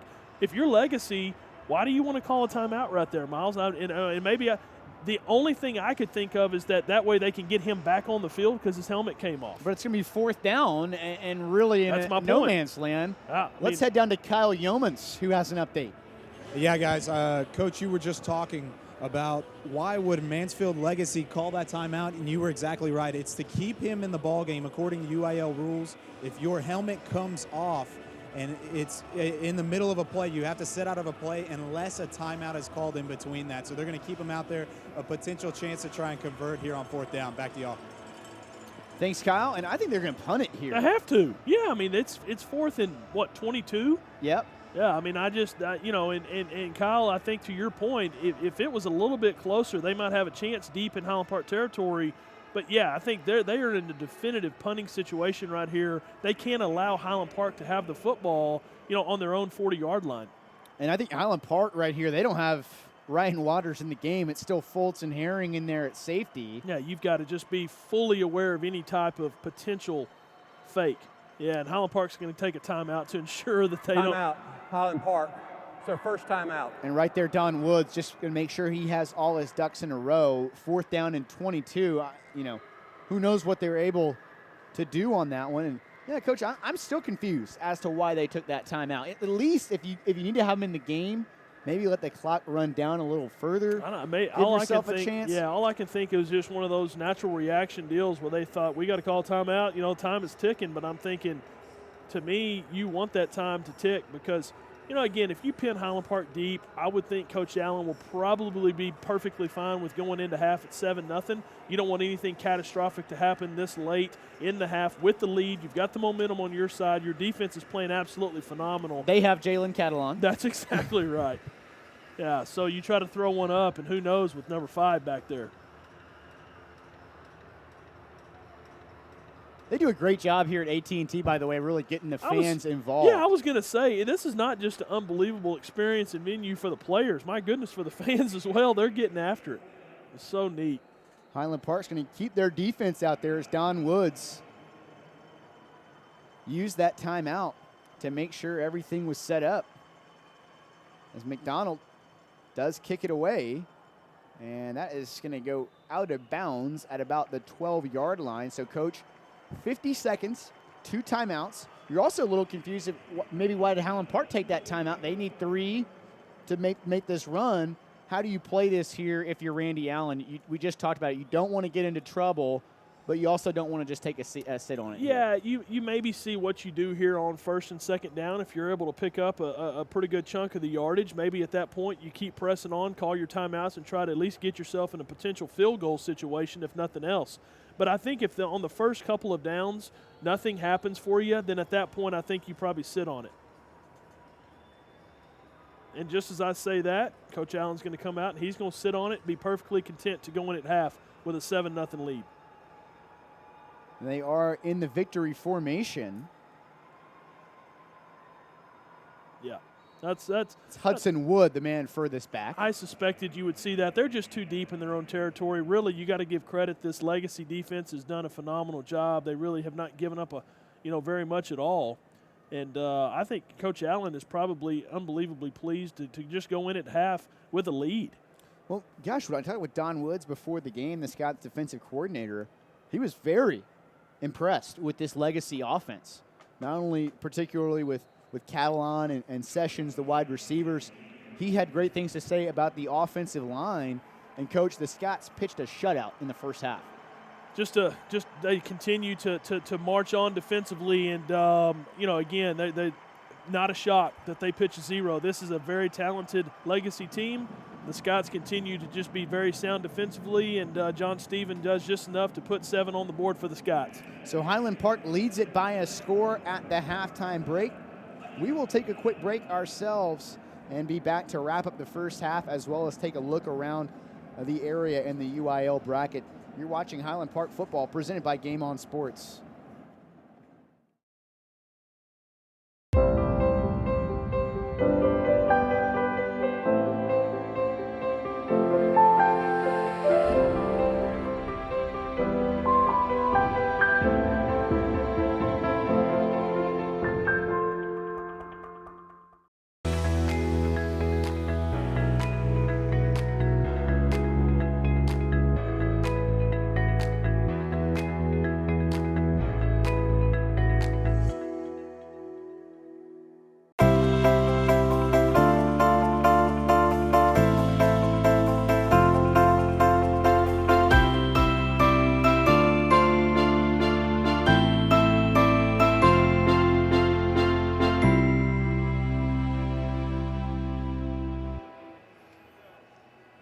Back here at AT&T Stadium, Miles Dunklin and the coach Eric Cunningham.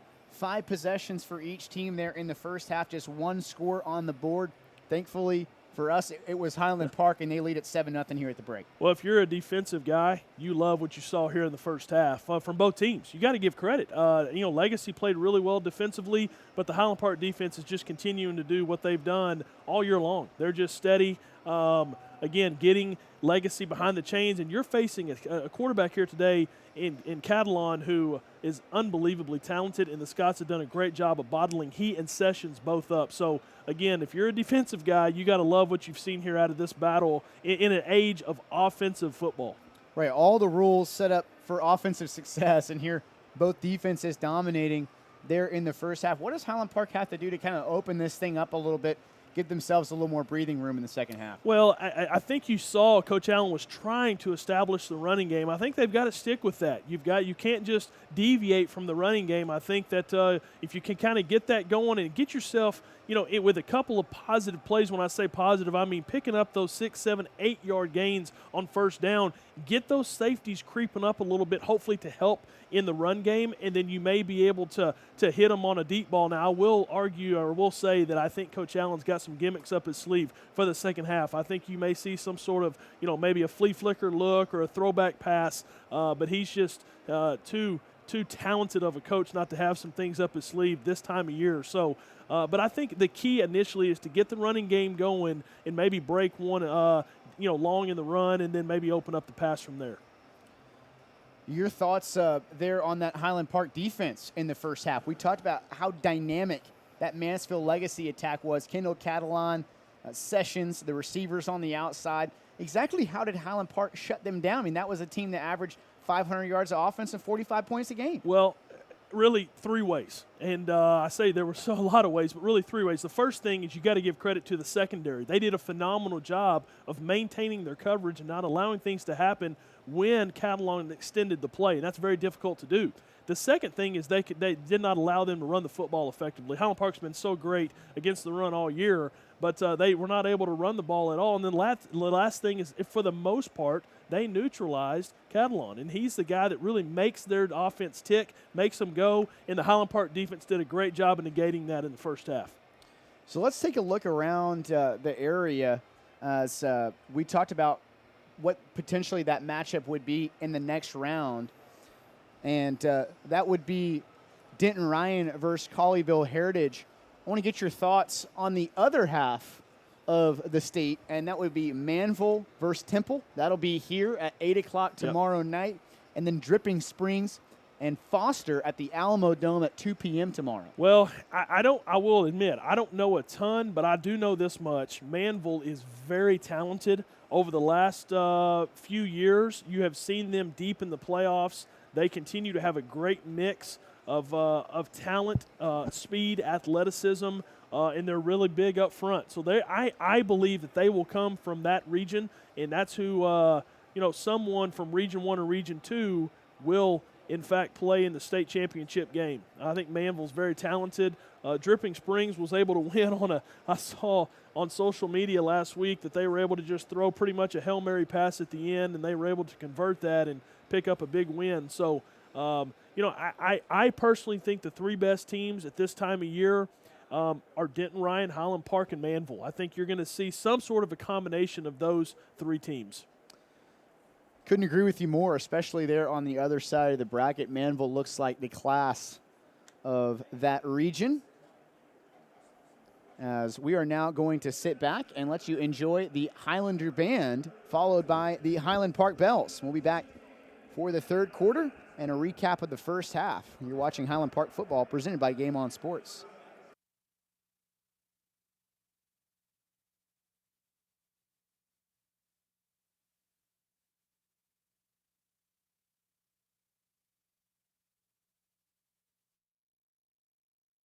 Highlander Band is led onto the field by drum majors Abigail Lindwall, Caroline Kibbe, and Sydney McDuffie. The drumline captain is Cameron Coffey. The color guard captain is Sydney Cyphers. And the featured twirler is Mela McMinn.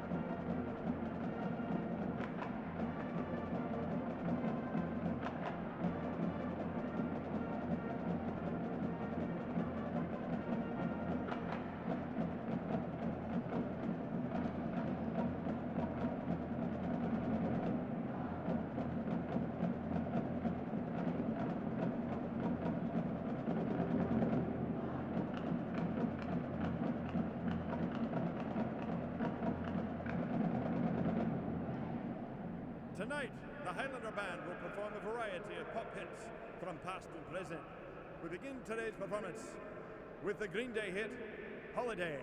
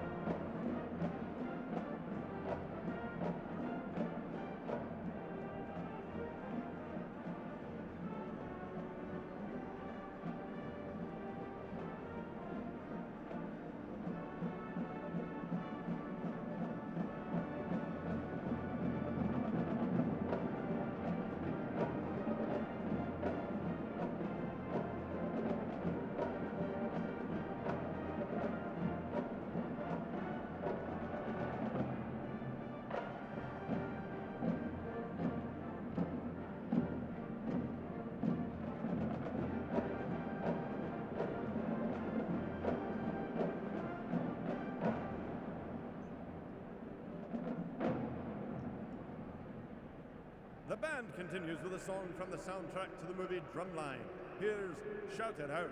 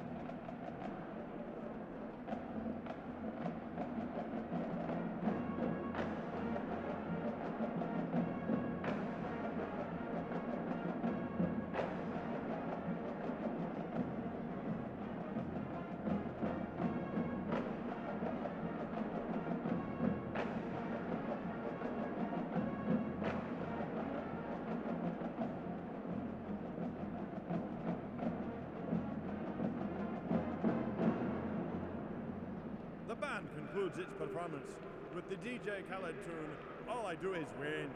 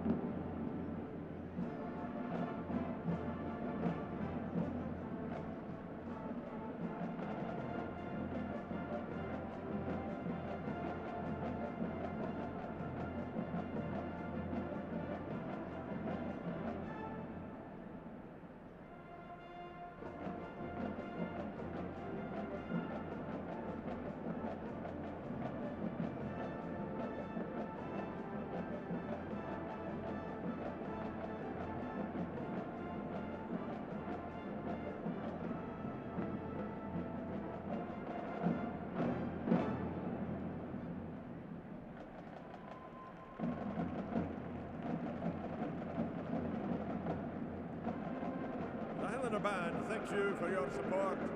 Go Scots!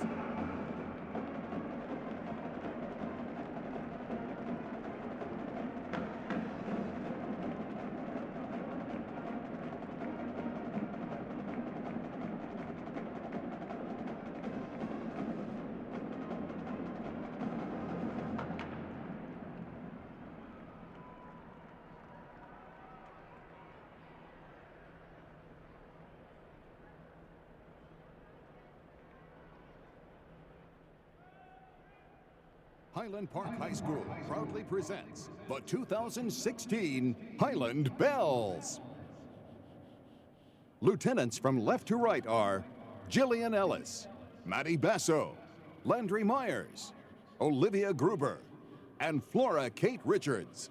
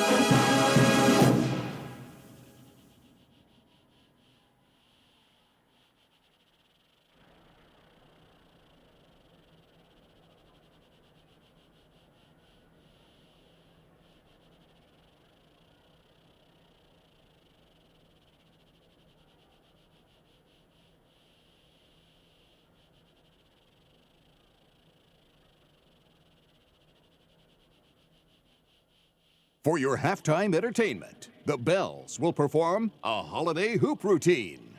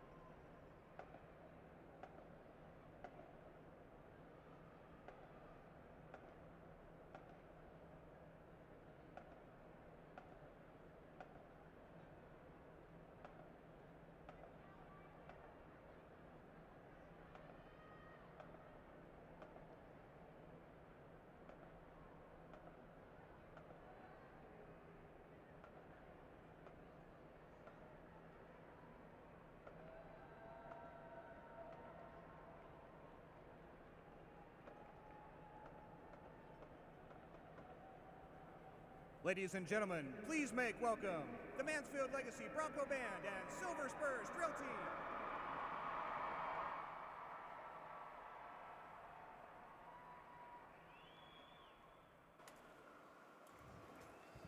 Back here at AT&T Stadium, Miles Dunklin, Coach Eric Cunningham, and Kyle Yeoman's joining us up here in the booth.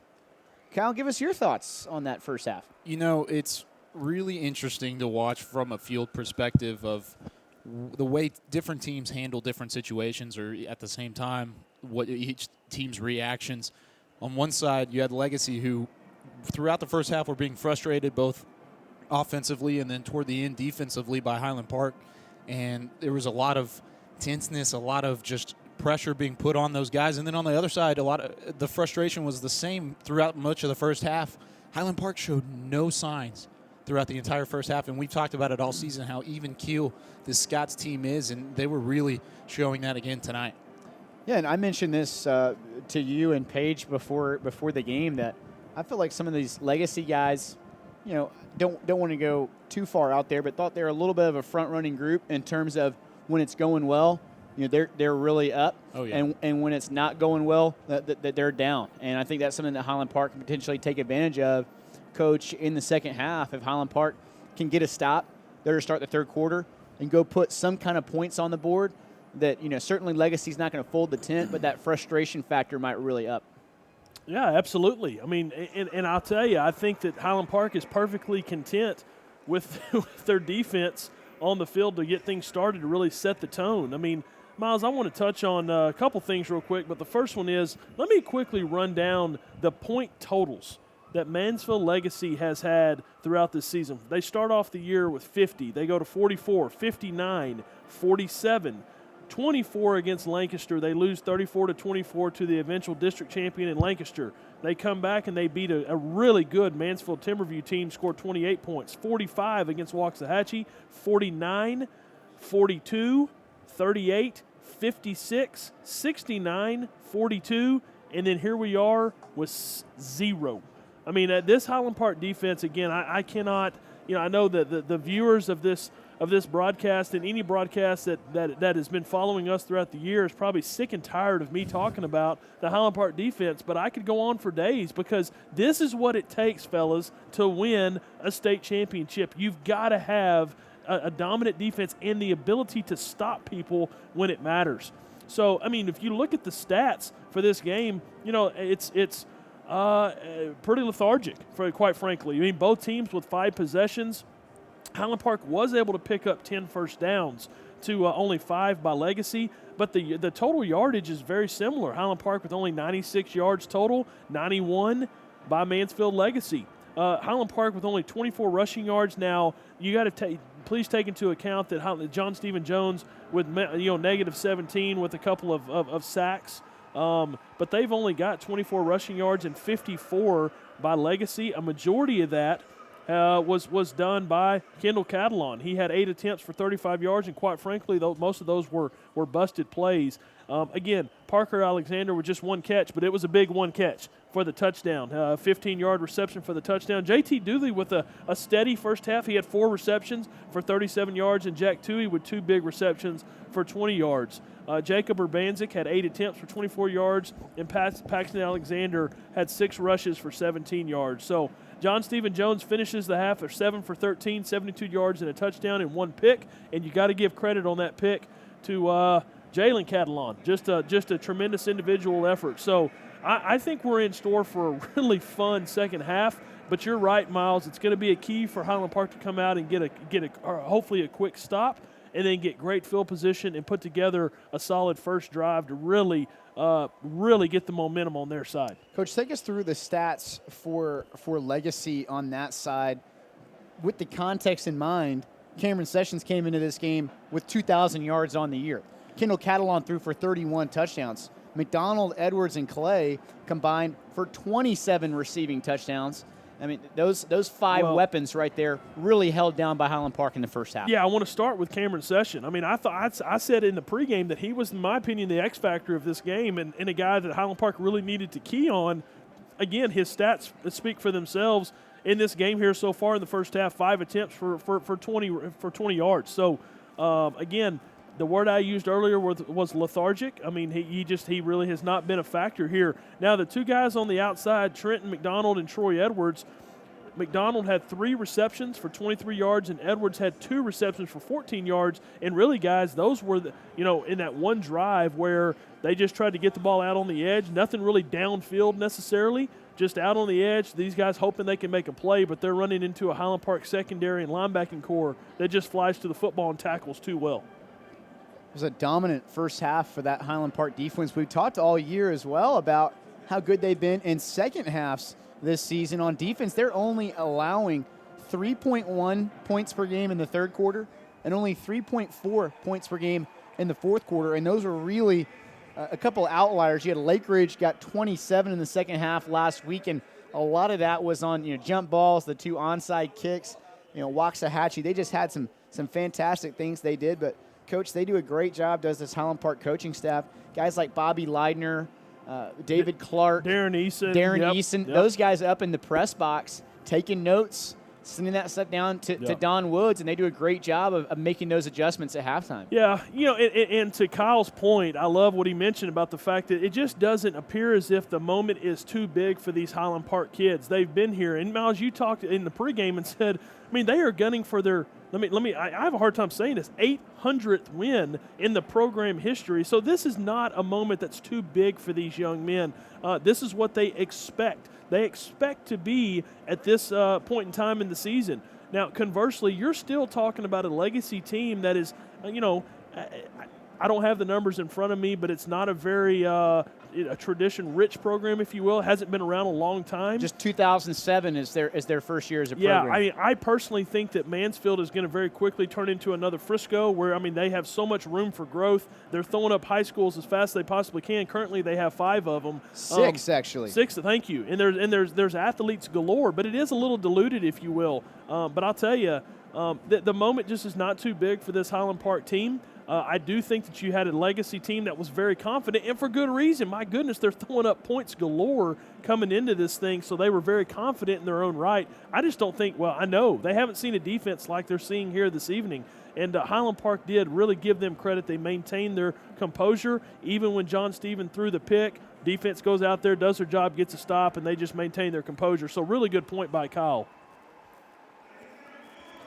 Let's take a second to reflect, Coach, whether they get it today or not. 800 wins, 799. Let's just start at 799. That's 80 years of 10-win seasons.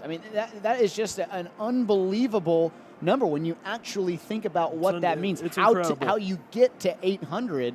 That's really hard. First of all, you got to be around for a long time. That's right.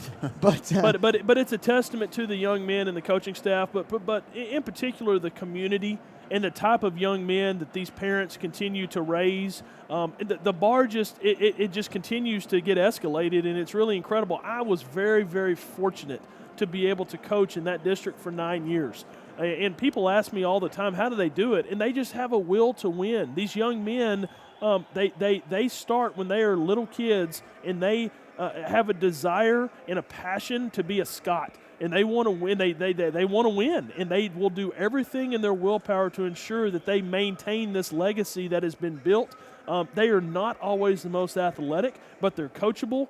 They're great young men. They are going to do everything they can, not just during the season, but in the off season, to prepare themselves for these moments and to continue this legacy. And it really is incredible. You talk about it quite often, no matter who the program is, you just kind of see this. And if you could see me, I'm kind of doing this wave motion with my hand where it kind of goes, you'll have a crew that comes through. They're pretty good. And then you're going to have a little lull. And it just doesn't happen. We'll take a look at this legacy squad, for example. They've had some good years. Here they are this season, 11-2. Well, last year they went 5-5. The year before that they went 4-6. It's just not everybody can do this. Just continue to stack up quality teams every year. Tradition never graduates. We keep saying it. 85 home wins in a row. That streak went out last year. That is unbelievable. You're not playing in West Texas where you're dominating some small district. You're in the Mecca. You are in Dallas, Texas, big-time high school football. You can't control who's in your district, and they just continue to get it done year after year. It's really amazing. Yeah, and I want to say this too. You're talking about, and I really kind of shift the focus. And Miles, I will say this, and I mean this. You were very fortunate to be able to come through Highland Park. Absolutely, I'd be the first one to tell you that. Yeah, and I think I know you recognize that. Now, I want to talk a little bit about Kyle and myself. Kyle is a graduate of Waco Midway, a very, very tradition-rich program in itself. I graduated from Waxahachie, but I can tell you, and I want to hear Kyle's perspective on this as well. Growing up in Waxahachie, I think back to the early 90s and some powerful matchups with Highland Park and in Waxahachie. And, I kind of had this thought process of, what I thought a Highland Park kid would be about. And I can tell you that it is as far from it as you could possibly imagine. And, Kyle, now that you've had a chance to be down on the field, I think you would agree that, when you live outside of what they call the bubble, you think, oh, these kids, they just have a silver spoon in their mouth. Let me tell you something. Mic check. You're not going to find a better group of young men and parents and just hard-nosed, great kids that just have a will to win. And it was a real pleasure for me to be able to coach here. And I couldn't have been more wrong about my who I thought a Highland Park player and family was like. It's very true, and it comes down to one word, and one word is discipline. And we've talked about it before, discipline on the field, discipline off the field. There are teams that might go out there and play some football really well and do some stuff on the field, but then off the field they're a completely different person.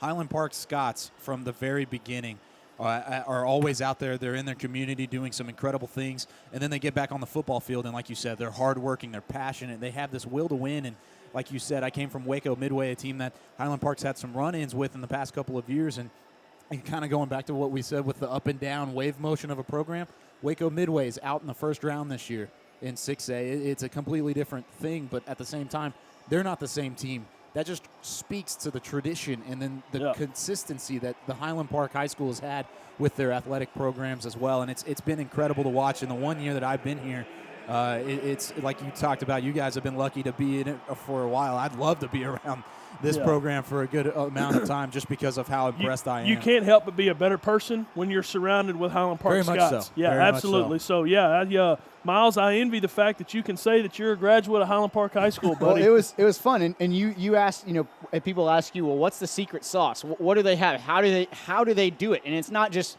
football. It's every it's really well-rounded athletic program. It's across the board. And I think, to me, the word is coachability, and they're coachable. Just guys that are willing to take instruction, willing to do whatever it takes. And well, boys, I'll tell you this.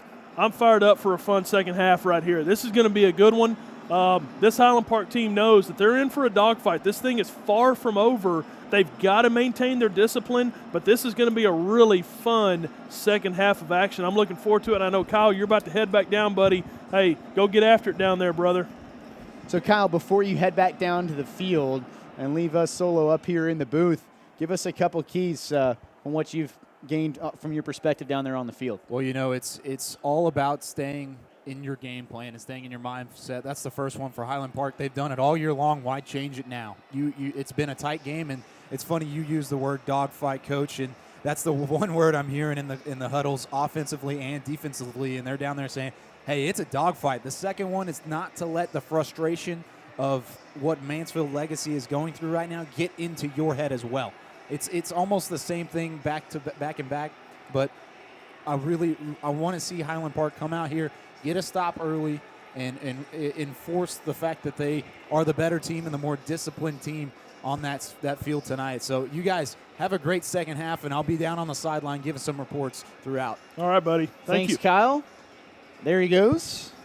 And I know our fearless leader up, Fred Garner, wanted to go to a commercial, but I was having too much fun, brother. I'm sorry. We got you on a roll there, Coach, talking about the Scotties. I could go on and on about these young men in this community, and I am so fired up for this second half and see these Scotties move on to the semifinals.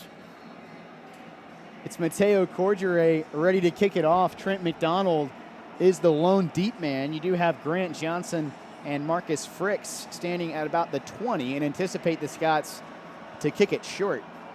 And they do that again here.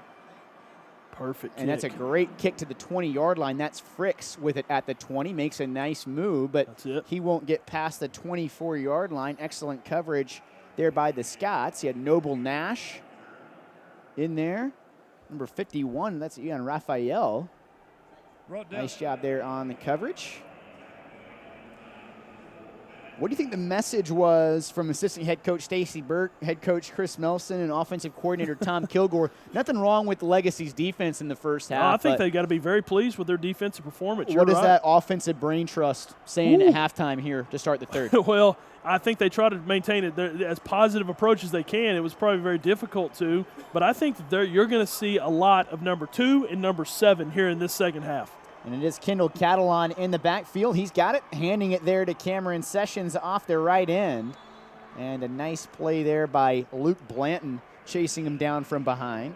Coach, you really mentioned this in the second quarter. Almost every bit of offense they had until that last drive was on broken plays, and really nothing was executed the way that they drew it up for Legacy. Scots shift, pre-snap. They've got the tight end in the game. That's Dennis. They throw it out complete left side. That'll be a great tackle short of the sticks. And it'll bring up a 3rd down and short. Good play there by George Stewart. Yeah, good job right there by Stewart of fighting off the block and coming up and making the play. And here they are in a 3rd and, about a 3 or 4 situation. So a great opportunity for the Scots to get off the field here in this first possession. Marshall Ballard in there helping on the stop as well. Ballard starting the 3rd quarter here for Don Woods. And it's Legacy here in the pistol. 11 personnel, 1 tight end, 1 running back. It's Sessions, the 2,000-yard gainer behind Kendall Catalon.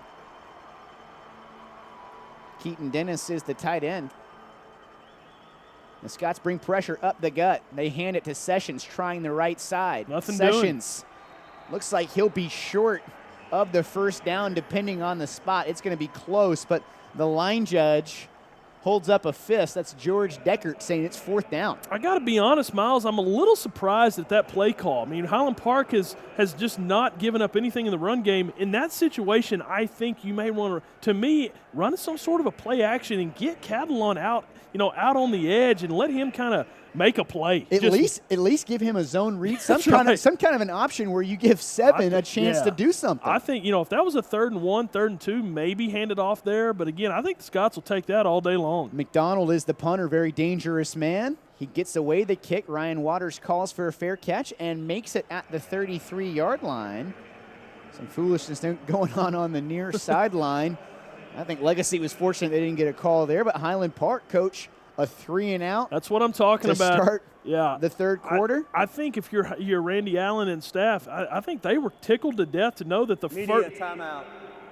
first team for the Scots to be on the field was the defensive unit. I mean, because they've got an opportunity to really set the tone defensively, and they do just that. They go in there, they get the 3 and out, they force the punt, and now they've got pretty good field position all the way at their at the 30-yard line. You said that a few games back. I don't remember which game it was, but you said, "Hey, Highland Park's glad to have their defense on the field." And I thought, well, that doesn't make any sense. Of course, you want the ball, but I think there's some truth to what you're saying there. That not only do you get a little momentum, you get one more stop, you get the ball in better field position.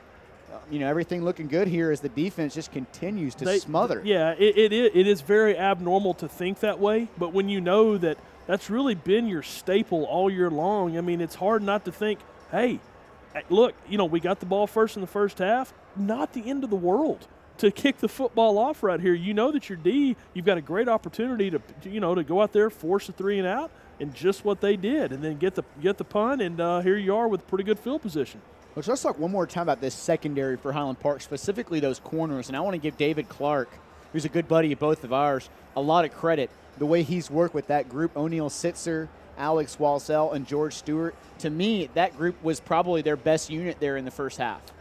Yeah, absolutely agree. I mean, just a really solid first half. And I said it in the first half, and I'll say it again. These guys just continue to improve each game that they have under their belt.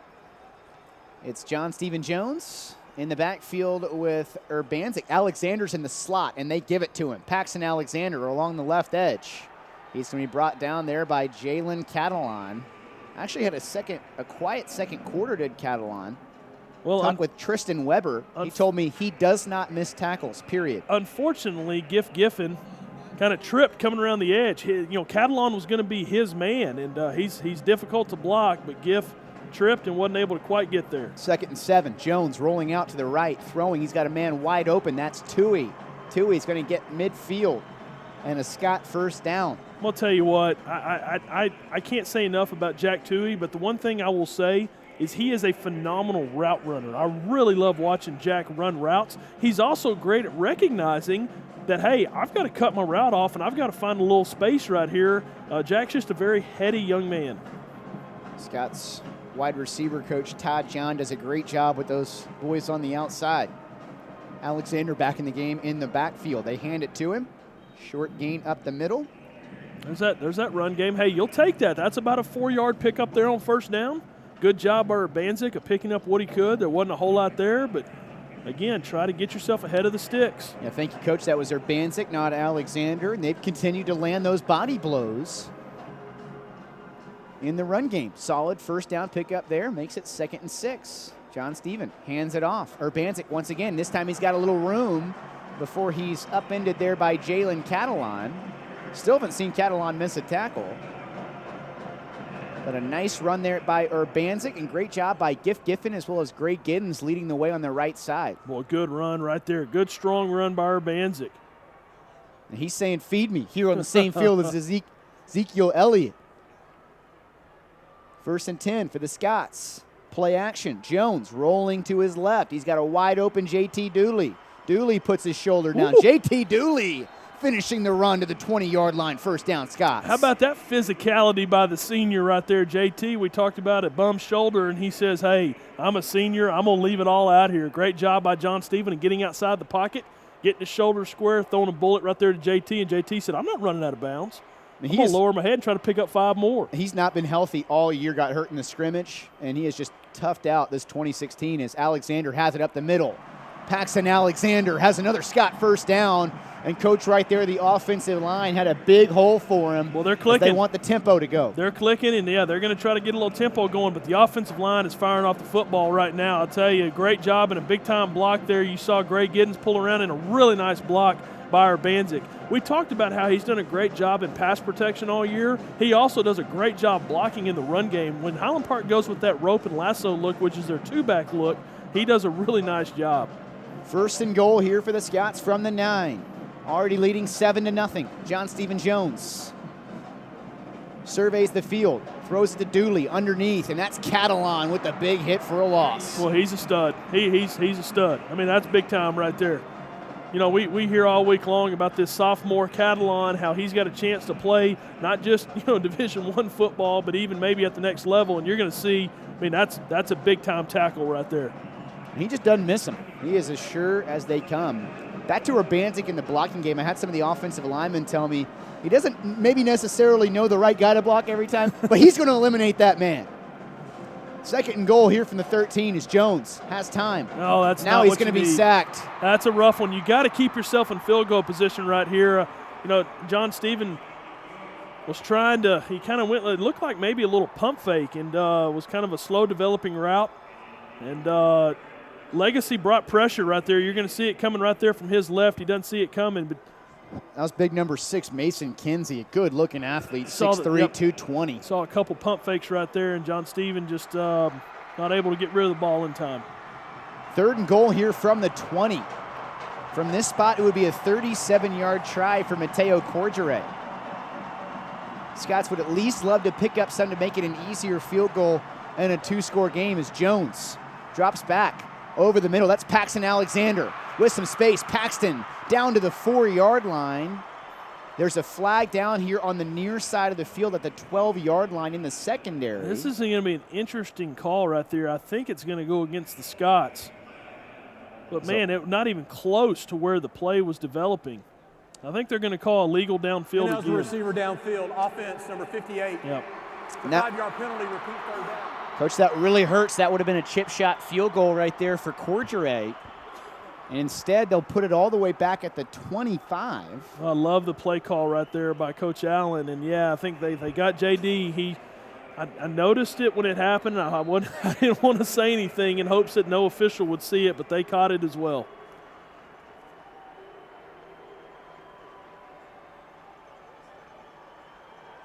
So 3rd and goal from the 25 here for the Scots. You just want to pick up as much as you possibly can.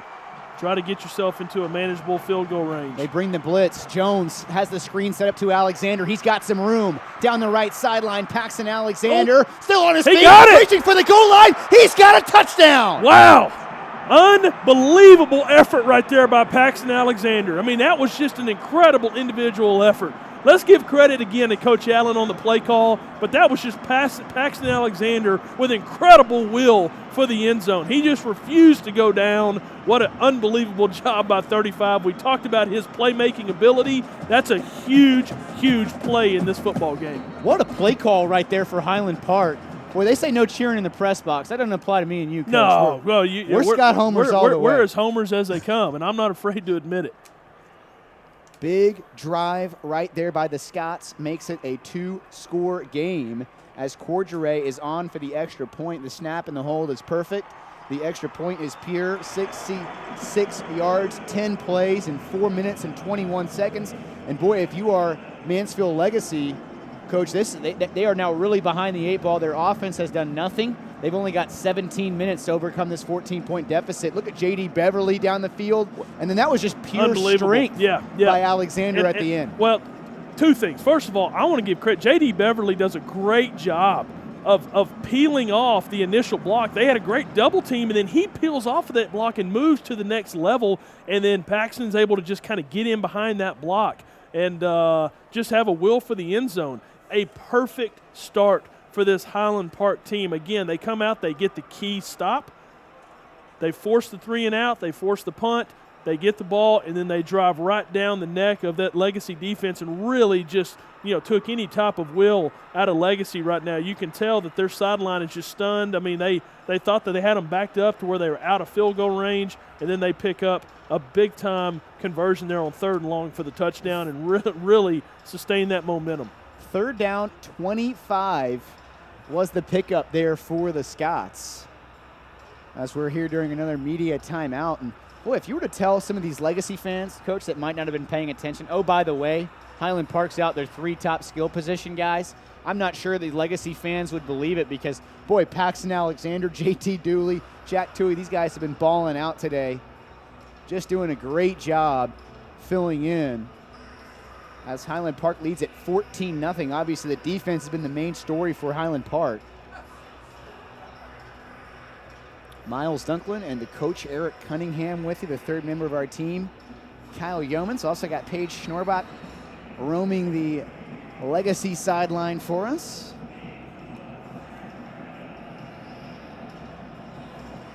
Whole cast of characters making it happen for you. Nobody better than this Game On Sports crew.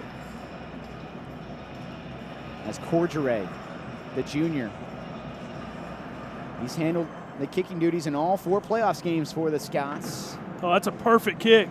And that's Johnson from his own goal line. And Highland Park snuffs it out.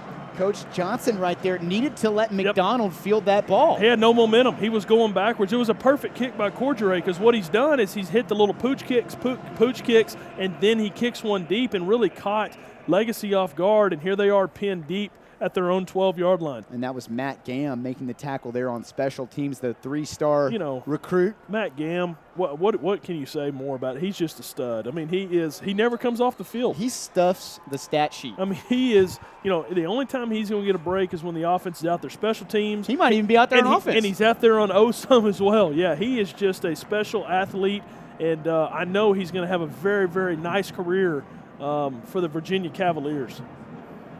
2 tight ends in the game here for Legacies. They want to throw left side. That's caught by McDonald. He's got a 1st down. They've worked a little bit on those outside little hitches. I love Coach Woods. I mean, he's over there. I mean, he gives up a 1st down, little 12-yard pass, and he is fired up. I mean, I'll tell you, he gets the most out of these young men, and what a great defensive mind he is. They've got Clayton down there on the sideline today, Don Woods' son. As the Scots have pressure off the edge, that was Gam as Catalon slings it deep, and it will be incomplete. What a play on the back end by O'Neal Sitzer. Was trying to add to his team high of interceptions. That would have been his 5th. And he's coming up, a little bit hobbling. I mean, he took a big spill there on his back. And I'll tell you, Catalon's lucky that ball wasn't picked. And he's lucky he didn't get sacked by Matt Gam also. Highland Park continues to swarm to the football. That's the 2nd time they had a receiver deep behind the defense that Catalon just couldn't quite get enough mustard on the football. And the Scott defense was able to recover. Still just 5 first downs in the game for Legacy here with 5 minutes remaining in the 3rd. They throw it right side, not anywhere close to the intended target. Troy Edwards had 3 catches versus Wakeland, 32 on the year. And that will bring up 3rd down and 10. Coach, this is pretty much a must-have right here for the Broncos. Yeah, this is a critical point in this game right here. Yeah, you're right, Miles. I mean, this is if they're not able to pick up this third down right here, again, they're in a danger zone because you can tell Highland Park is really starting to ramp it up over there on their sideline. They're feeling all that momentum right now. 3 to the left here for Catalon on 3rd and 10. Low snap, fields it fine. Now he steps up. He's going to go down. John House with the sack. Well, they are the scheme is just phenomenal. It's just phenomenal. Don Woods is a genius. You know, I'm telling you, there's just nothing there for Legacy. There's just nothing there. I mean, it's a thing of beauty. If you are anybody, if you like defense, this is a thing of beauty. John House, what a stud, man. Well, right there, Catalon tries to escape to the left. There's Luke Blanton. He's got to turn it back up to the inside because he can't get outside. He meets John House.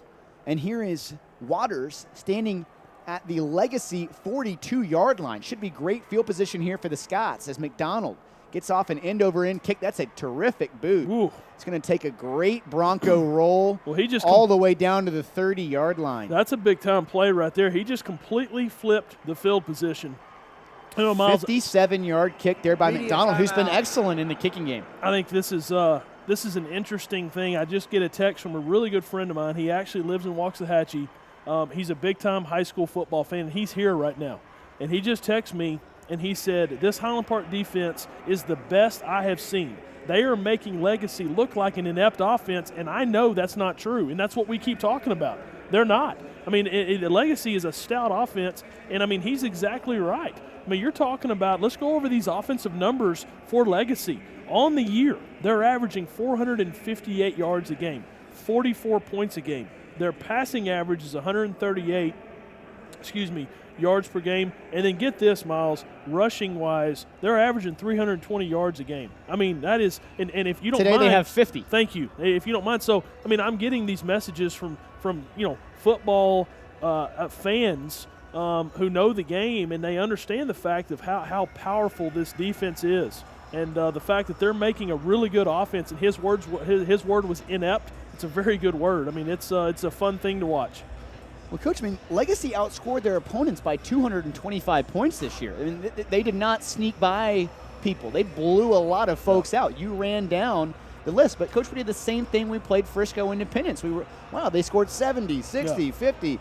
60 again, and here they are with 3 points. Well, and look, here comes the coach in me. Let me get something straight. This game's far from over, but if Highland Park can just again not turn the football over, just keep doing what they've been doing offensively. They cannot give Legacy a short field right here. You've just got to keep a hold of the ball. If it's not there, give yourself an opportunity to punt the football and flip the field and rely on this defense. Scott stick with the two-back set, looking to throw it here. They throw it back to Paxton Alexander. He's got a convoy out in front. Alexander all the way to midfield, and Paxton Alexander blossoming in this starring role in the Highland Park offense. He is, but let's give credit, first of all, to Coach Allen. What a gorgeous play call. Very well executed. He had a complete convoy up in front of him. Great job by the big fellas to get out there and set the way for Paxton. And you're right, this is Paxton, what some people might say a coming-out party. We've known better. That's right. And I got to watch him on JV Blue last year, and I knew this was coming for a while. As they hand it to Urbanczyk up the middle, he'll get across midfield. Like I said earlier in the game, he was born to be a star in a Highland Park uniform, whether it was this year or next. And obviously the Scots are bummed they don't have Kozmetsky, but let's talk great option like Urbanczyk and Alexander. Well, what a night for the Alexander brothers. I mean, if you're Mama and Daddy Alexander, they've got to be incredibly pleased and proud of their two young men here tonight. And Jones rolling out to the right. He's got a wide open receiver. That's off the hands of Jack Toohey. Scots had exactly what they wanted on that play. Yep. And it'll bring up 3rd down and 8. That could have moved the chains, kept milking the clock. Well, great job right there by Ben Boudreau of that initial block to get free John Stephen to get outside the pocket. Hey, nobody's going to beat them stuff up more than Jack Toohey right there. Just a very sure-handed young man, and every now and then you're going to let one slip through. Great job by Boudreau and the 6th man on the offensive line, filling in very well. Today it's Mursky out as Jones wants to pump, looking deep. And that will be intercepted by Jalen Catalon. His 5th interception of the postseason. Unbelievable. I mean, that's just incredible effort and an incredible athlete right there. 6th interception, excuse me. He's just a ball hawk. I mean, what do you say? I mean, that's a play that they had to have. We're going to get a good shot of it right here. Looked like JT had. One-handed. Wow. Well, he's just a great player. And, one day a lot of these guys are going to be able to say, hey, I played against Jalen Catalon when he was only a sophomore. He's not done playing on this field. And I mean that not just in high school. He might run out on this field for Alabama or LSU, maybe one day in the pros. Well, that's what right there you can tell that. And granted, Highland Park was able to flip the field position, but you can tell Legacy had to have something just like that to give them a chance. And they give it to Sessions. Nowhere to go for the star tailback as Matt Gamm makes the stop. Yeah, Coach, I like that. If nothing else, big momentum play right there for the Broncos.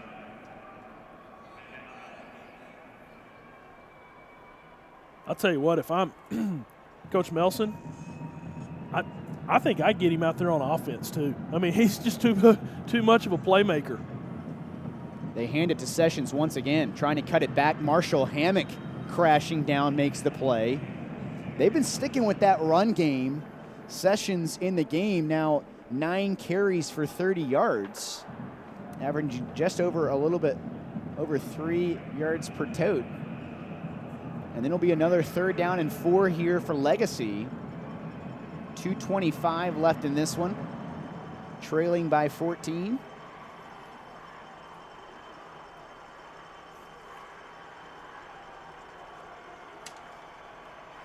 Keaton Dennis in the game there at tight end. He's in motion as Catalon rolls to the right. Catalon will keep it himself. He's got a 1st down as he breaks a tackle across the 30 to the 35. And we knew that was going to be the case, that Kendall Catalon was going to gain some yards on the ground in this game. Can't stop him. Just got to contain him, and so far they've done that. That puts him up to 35 yards rushing, including negative yardage on sacks. 11 personnel once again, 1 tight end, 1 running back. And they try Sessions again up the middle. Turner Cox, Coach, has dominated this football game. He has. You see Marshall Hammock there with a big play. Marshall's done a great job, but you're right. Turner he's eating up so much of the attention of the offensive line of Legacy. And when he does that, that frees up all these other young men to run and make plays. And it's critical in this defensive scheme to have a nose guard that can garner that much attention. 2nd down and 7. They throw it right side. Ball came out. And the whistles blow. They say that Troy Edwards had already stepped out of bounds before Herring was able to jump on it. I think they knew it was a fumble, but the football was fumbled. On the field is a fumble backwards out of bounds. Ball will be put at the out of bounds spot. So the ball did bounce out of bounds. It was right in front of the line judge. Right there, George Deckert. So he had a good call there. That was able to give Highland Park a few yards back. We got a big 3rd down here. 3 to the left. It's Malachi Clay, Troy Edwards, and Trenton McDonald. Just Sessions and Catalon in the backfield as they throw it left side. That's McDonald with a head of steam. Trent McDonald has another 1st down for Mansfield Legacy. Yeah, really positive play there by Legacy. I like the play call. They were able to get the ball out in space. They pick up a big block there on the corner. And then I think, as much as they can get the football into McDonald's hands, they want to try to do that. He's a dynamic athlete. McDonald, 12 total touchdowns on the year, about 700 yards total, rushing and receiving. Sessions has it up the gut. He'll get to the Dallas Star there at midfield. Methodical possession here by Legacy. But here you are. I mean, you look up and there's only 30 seconds left. We may have time for one more play here in the 3rd quarter. Legacy not really showing a big sense of urgency in terms of trying to stretch the field. They're staying with what they do. 15 seconds left here in the quarter. 2nd down and 6. Catalon throwing left side. That's caught. Malachi Clay still on his feet before John House cleans him up. That's how Clay scored one of his touchdowns last week against Wakeland on a very similar play. Good run after catch guy. able to make both Walzell and That's the end of the third quarter. Ballard miss. And that will do it for the third quarter. Highland Park extends their lead 14-0 after 3 periods. We'll be back for the fourth and final quarter. After this, you're watching Highland Park football presented by Game On Sports.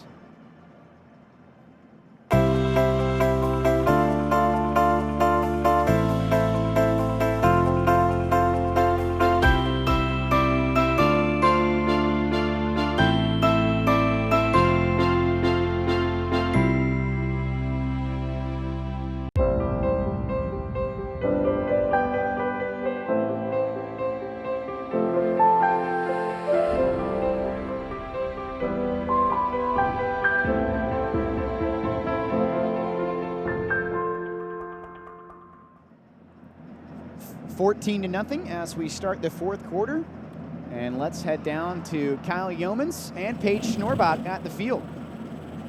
Yeah, thanks, Miles. With 5:32 remaining in the third quarter, Paxton Alexander may have broken off the play of the year for Highland Park, especially if they end up winning this game against Legacy. Paige, you were on the other sideline with Legacy. What was going on that side of the field?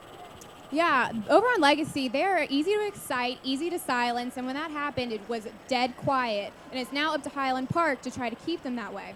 And it's funny because on this sideline, this is the most excited I've ever seen a Highland Park sideline whenever Paxton Alexander was able to find that pylon. Back to you guys. Great stuff, guys. And you can see that Paxton Alexander run once again.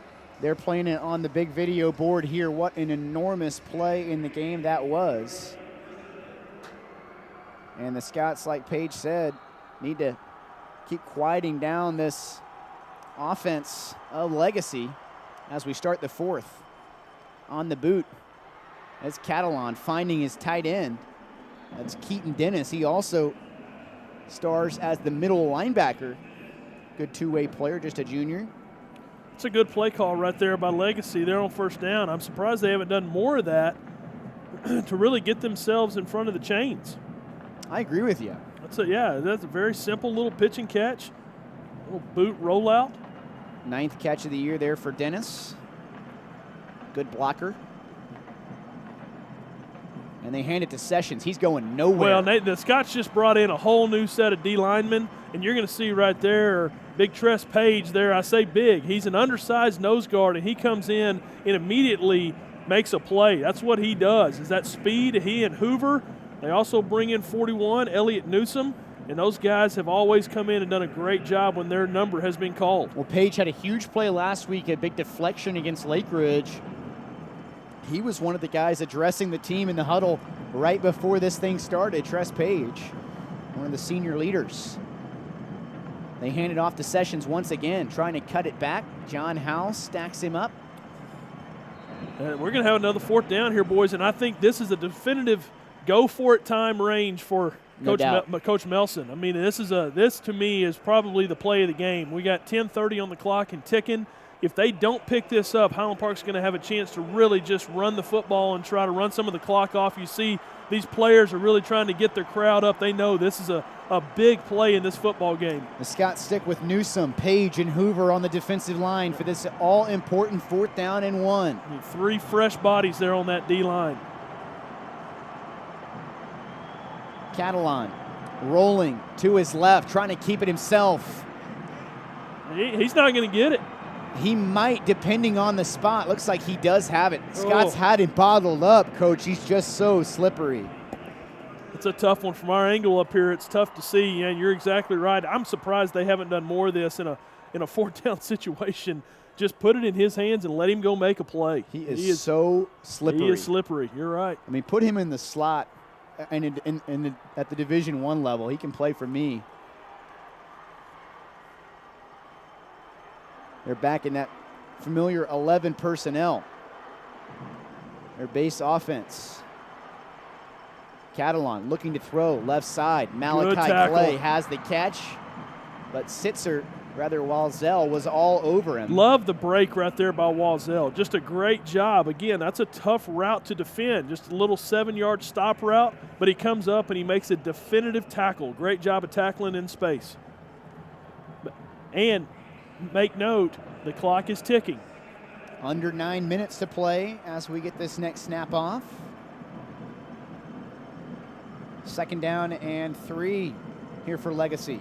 Here comes House on the Catalon blitz. looks to throw again. Now he's going to try and make a play. And he will be stood up there at the 20, depending on the spot. It'll be good enough for the first. It will. As Cox, Blanton, and Hammett check back in. And what a great job by those 3 young men, Hoover and Tress Page and Elliott Newsom, to come in and spell those 3 D linemen. It was obvious those D linemen were tired. They've been out there pretty much the whole game. And well, what a luxury to be able to throw 3 guys in there and know that they're gonna get the job done for you. Bobby Leidner's group very deep there on the D-line as they throw it. And more good tackling by Highland Park on the perimeter. Walzell and Foltz combining to bring down Trent McDonald. I'll talk about the speed of Legacy's defense. I don't think this Highland Park defense gets enough credit for their speed. I mean, they fly to the football. It'll be 2nd down and 4. Legacy's been able to methodically move the football here. No explosive plays down the field, though. 4 wide receiver look. This is rare for Legacy. As it's Catalon keeping it, and he will go nowhere. In fact, he goes backwards. Completely busted play right there. I think they were going to try to run a little wide receiver screen of some sort. You saw the O-lineman trying to sneak out of there. And it wasn't going to be a screen. That was just going to be a design quarterback run. And, boy, it was a completely busted play up front. Those O-linemen didn't know what was going on. And the D-linemen, on the other hand, licked their chops and just cleaned house. Well, Ballard was in the backfield immediately. Didn't let Catalon get to the outside. It's 3rd down and 7. 7:20 left. Highland Park brings the pressure. Catalon throwing incomplete, not anywhere close to Malachi Clay. Good coverage by Walzell, and it will be 4th down and 7, and another absolute must-have for the Broncos. And that right there is an indication of a quarterback that just is not settled. He's not settled in. He can't get his feet set to be able to step into a throw because of the pressure all night long in his face from this D-line. And the Scots fans know this is a huge play in the game. 4th down and 7. They need the 10-yard line of Highland Park. With 7:13 left. Trailing by 14 is Mansfield Legacy. Here we go.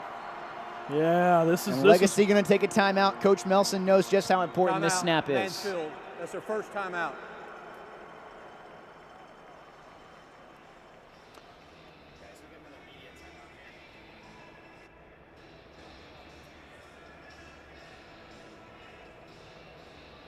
Well, 4th down and 7 here, Coach. This is timeout. Almost definitely going to be Kendall Catalon having the ball in his hands. Not much different you can do if you're the Scots. They've been trying to spy him all game. What do you expect here for Legacy?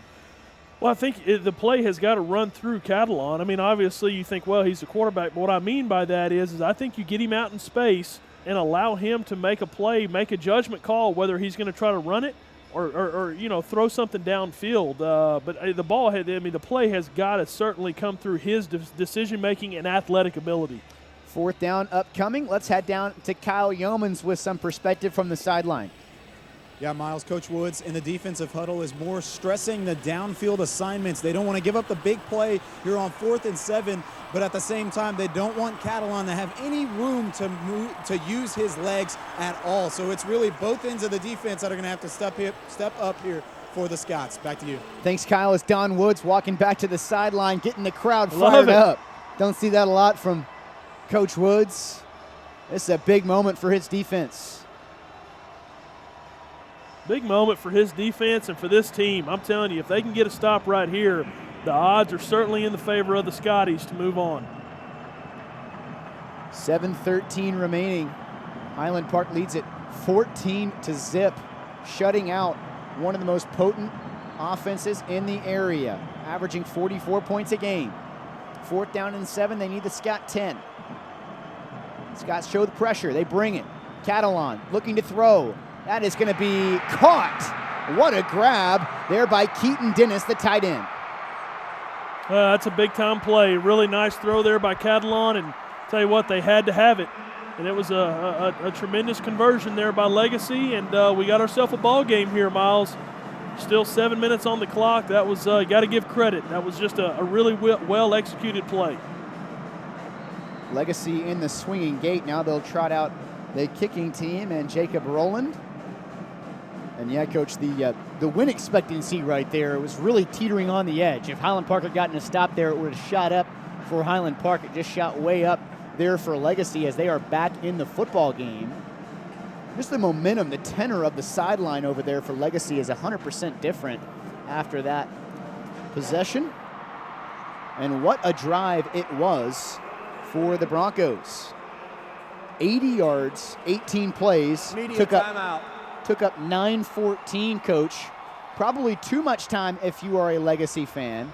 And like you said, just got to tip the cap right there to Keaton Dennis and Kendall Catalon, because that was terrific coverage by Zach Foltz. Foltz had great coverage right there. That was just a tremendous catch and a perfect throw. That ball could only be thrown in one place, and Catalon put it in the breadbasket, so to speak. And I'll tell you, I mean, I thought Zach Foltz had great coverage. I think he was hoping that ball hit the ground, but it was just a great catch. And here we are, just a one-possession game. You know, I do believe that they're going to kick the football deep right here. You can't give Highland Park a short field. I think you kick it deep and just play for the stop. This is a championship opportunity drive for the Highland Park offense. This is where you're over there in your offensive lineman's face saying, boys, we need you right here. This is where we need you to step up, be a man, and get after it and allow us to run the football and run some time off this clock. Big conversion right there by Keaton Dennis. They've got some flashier players, the Legacy, but Keaton Dennis is one of their better overall footballers. A really good blocker in line and starts at middle linebacker, and that was a huge catch right there. But it'll be Alexander, that's Paxton, JT Dooley, and Ryan Waters back to return for Highland Park. And they can put this thing on ice with a 4-minute drill and a score here. Coach, do you expect to see a lot more of the rope and lasso? I do. I think that was effective for Highland Park in that two-back look. I think they may go to this. Again, you got two playmakers in Urbanczyk and Paxton Alexander, and really those two guys block well as also, so it gives them an additional blocker in the run game. It's a short kick. It'll be Waters fielding it at the 20. Nice move there by Waters. Ball came out at the end of the play. The referee says it's down. Yeah, he was definitely down.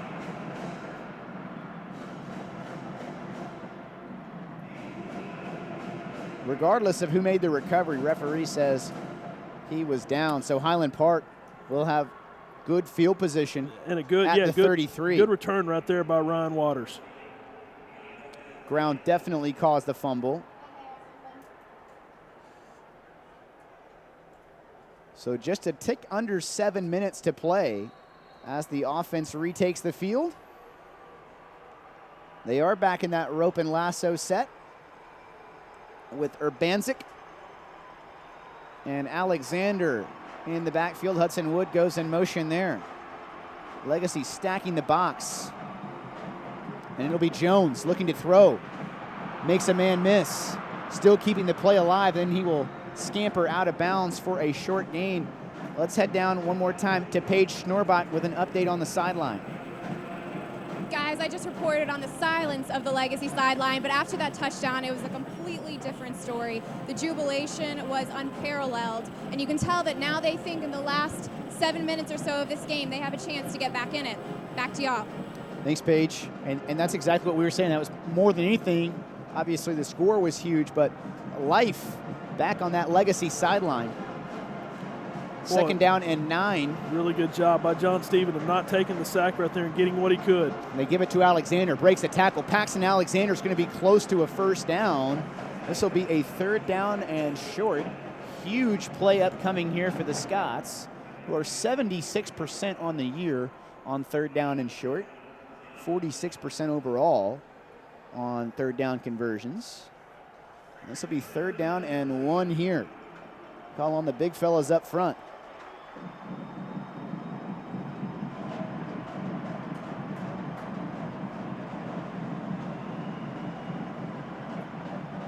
Scots stick with that 2-back set. J.D. Beverly ready to snap it back to John Stephen Jones. And they hand it to Alexander right at the gut. He's going to have that first down as he gains the 45-yard line. Well, first of all, great job by the offensive line. But we talk about how slippery Kendall Catalon is for Legacy. Hey, the same can be said for Paxton Alexander. I mean, he is a very slippery runner, very difficult to bring down with that initial hit, and you're also not going to bring him down by arm tackling. You know, he's a better between the tackles guy than I really was giving him credit for. He's done a nice job of grinding out these last 2 games as more of the featured guys. They go a hard count, then look over at the sideline to Schumann, Gibbs, and Weber signaling in the play. And it's Alexander once again. Ran into the back of his offensive tackle that time. Well, these first few set of downs here for Highland Park are crucial. Again, not only are they able to kind of flip the field, but also that clock is ticking now to be under 5 minutes when they snap the football in this next play. Obviously, you want to go down and you want to get a score somehow, some way to make this a 2-possession game.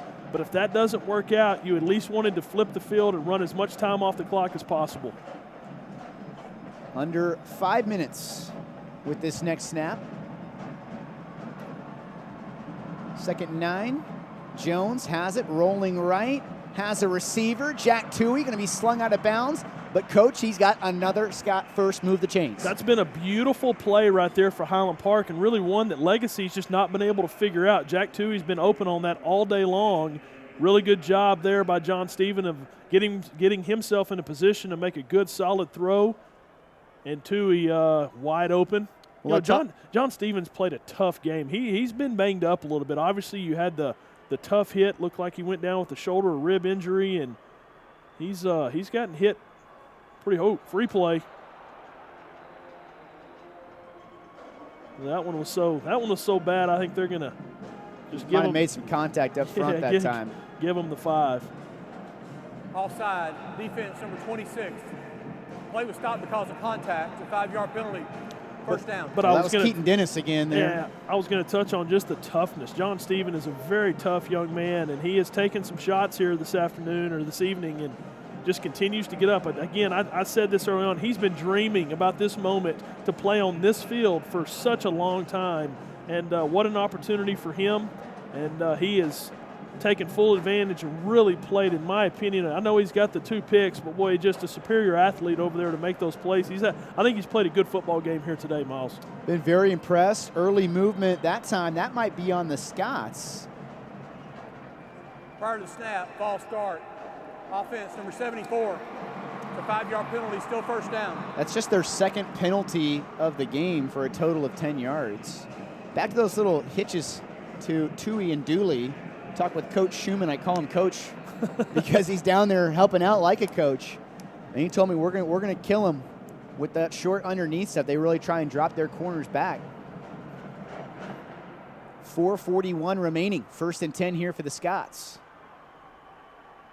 Low snap. Jones tried to set up the screen. That'll be incomplete. Well, the Scots are fortunate that ball was not intercepted and run back. Intercepted, or that John Stephen wasn't sacked. I mean, that just had bad news written all over it. Rolling on the field is an incomplete pass. Had a receiver in the area. 2nd down. Also, potentially could have been intentional grounding. Yeah, no, they were trying to set up a screen look, I believe, right here. And John Stephen does a great job of just getting out of his hands. And that could be taunting. That very well could have been a taunting penalty as well. Zadel Esters, one of the better athletes on this defense, a really good coverage linebacker, and he really got in the face there of Jones. 2nd and 10, most importantly there, it stopped the clock. Yeah, I think you're going to see another run play right here or a run pass option here for John Stephen. They've been gashing him with those screens, so you like the call, but good job by Legacy. 2nd and 10. They hand it off on the counter. It's Alexander with some space. Paxton Alexander as a flag is down. That's in the area of a hold. Yeah, I think they're going to maybe get Giffen on a hold. Pruitt made the stop. The worst case right here is the fact that clock continues to stop. During the run, holding. Offense number 74. It's a 10-yard penalty from the spot. Still 2nd down. So Highland Park had gone, well, the better part of 3 games with 1 penalty and pick up 2 here in a very short sequence. They had first down and 5, remember, on this series. And now they face a 3rd down and 20. It should be 2nd down and 20. And it is. Yeah, they corrected it. It is 2nd down. Clock continues to roll. Alexander is the lone back as Jones looking to throw. He's got pressure all over him, and he's going to throw it at the feet there of Paxton Alexander, but the clock stops there with 4:01 remaining. I think that was a great job right there by Jones, spiking the football right there at Paxton's feet. If that ball had a little more air on it, you might have seen big number 51, Kelechi Nwanko, been working on that pronunciation all week. Take that one back. Huge 3rd down and 20 here from the 47. Scots need the 33-yard line of Legacy.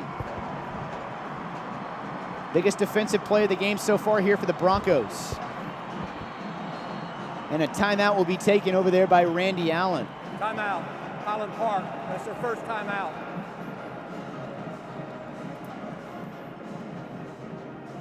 Coach, you got another screen here for Alexander. What's the call?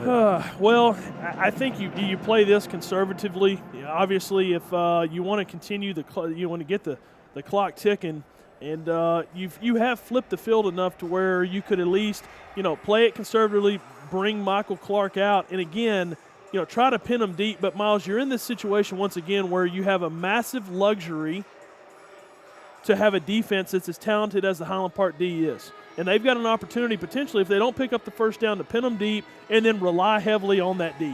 And, Coach, the only drive that Legacy was able to really put up took 9 minutes off the clock. Yeah, I mean, so this is not a situation where they've been able to hit you with a quick strike that you're really worried about that. 4:01 remaining. Certainly you don't want to put the ball in the hands of the opponent with them having a chance to come down and win the ball game, but you got to like your chances the way your defense has been playing. Yeah, absolutely. All year long. Yeah, they've been the staple. And so that's just the luxury that Coach Allen has right now, is that he probably feels like, hey, we've got to run a little more time off the clock here. If we can pick it up, great. If not, we punt it, play the percentages with your D. And I think they've tried to set up a screen on a couple of these last few plays. Legacy's really been keying in on that after getting burned by it a few times earlier with Alexander. And now the Scots have a little wrinkle here. What do? Who's got the ball? It's Paxton Alexander. And Alexander goes to the 45-yard line. Little rabbit in the bush action right there. I like the thought there by Coach Allen. Legacy. That's a play that's second timeout. Been around for a long time. They try to hide Alexander right there behind the offensive line, and John Stephen accepts the snap, hands it to him, and then kind of gets the flow of things going right and tries to sneak out Alexander out the backside. And I love the play call. They did force Legacy to call a timeout. Able to pick up positive yardage there of 8. Well, there was only one defender on that side of the field, and Legacy was fortunate. He was able to bring him down. Saw the Scots practicing that when I was there on Thanksgiving. And interesting time to bust it out there on 3rd and 20. And like you said there at halftime, Coach, that Randy Allen, he's got a few tricks up his sleeve. He's got more than a few, brother. He's got a ton of them. There's a lot of knowledge up there between the years of Coach Randy Allen, and I've seen it for a long, long time where he's, instilled this offense. It's potent, steady, but every now and then he's going to pull something out, a rabbit out of his hat, and it's fun to watch. You just never know what you're going to get. I can't imagine being an opposing coach in this situation going against Coach Allen. And Highland Park has the offense back on the field. Presumably here it will be Jones kicking it away. And he's done very well at that this year. They do have Catalon back at the 30 as he creeps a little further back now. And Catalon's going to field that thing at the 15. Jalen Catalon coming the other way, breaks a couple tackles. Catalon still on his feet. And finally he goes down there at the 35. And Coach, I'm with you. Put that guy on offense. Well, get the ball in his hands. He's just a playmaker, and that was the that was the scary thing of going that route. Is if he catches the ball, you don't have your coverage team that is prepared to make a play. But good job by the offense of just bringing down a very talented young man. And here you are with your D on the field, needing to get a key stop. Big defensive series for Highland Park, arguably the biggest of the season. This is a media upcoming. timeout. Media timeout. But first, let's get an update from Kyle Yeomans. Yeah, Miles, you just said it right there. This may be the biggest defensive stand of the entire season for Highland Park. And Coach Don Woods and David Clark on the sideline, their main message after giving up the touchdown on the last Legacy drive was play the next play. Don't worry about what has already happened. Play the current play that you're in. Stay in the moment and do your job. And that's what they're going to be focused on this very, very, very crucial defensive drive. Back to you. Thank you, Kyle. Boy, we've been blessed, Coach, with a couple great additions to the team this year, and Kyle and Paige. Oh, they've been phenomenal. It's a luxury for us up in the booth to have some knowledge coming from the sideline. Well, what an atmosphere, man. This is awesome. 3:40 left. What do you think if you told Don Woods you got your defense on the field for one final stand, you're leading by 7? I like it. Think he'd take that? I think 3:40 remaining? I tell you, I like it. Obviously, you wish you had a little bigger lead, but under the circumstances, this deep in the playoffs, I like the fact that the Scotties have their D on the field, need to make a stop. Finally, the Red Hat exits. And we're ready for football. More than 11 personnel. They've got 3 receivers stacked to the wide side of the field for Catalon. Scots shift up front. And Catalon keeping all the way, trying the right end. Nothing doing there. Great play. There's Turner Cox. He's had a heck of a football game here today. 97 has been all over the place. See Luke Blanton as well. Luke Blanton. These 3 down linemen have really played well. 3:15 left. As Catalon snaps it, throws it, left side. That's complete. That'll be a short gain, bring up 3rd down. They have really peppered the Scots with Trent McDonald. They've just not been able to break that big play like they have all season. And that's what they're accustomed to doing, is getting the ball in these playmakers' hands and letting them make a play. They just have not been able to do that here this evening. 3rd down and 1, definitive 4-down territory here for. Oh, he's got room. And he's got tons of room up the gut. There goes Kendall Catalon into the Scott secondary. He's still on his feet. Kendall Catalon won't go down. And finally he does at the 32-yard line. Big pickup right there for Catalon of 28 yards. Well, you just don't see missed tackles like that often by this Highland Park defense. They've been on the field a lot here in this second half. You got to believe that there are some tired young men out there right now. They're just going to have to man up and try to make a play here to get this thing finished off. 1st and 10. Catalon being harassed, throws it right side. Nearly intercepted over there by Walzell, who had a great jump on the football, and it'll be incomplete. 2:15 remaining. And Catalon's down. I think it may be a cramp. He's holding his leg, but that's a big thing. He's going to have to come out for at least a play. Give credit to Marshall Hammock for pursuing Catalon, and then a really nice play over there. Was that? I believe that was Walzell. Was that Walzell? Thank you.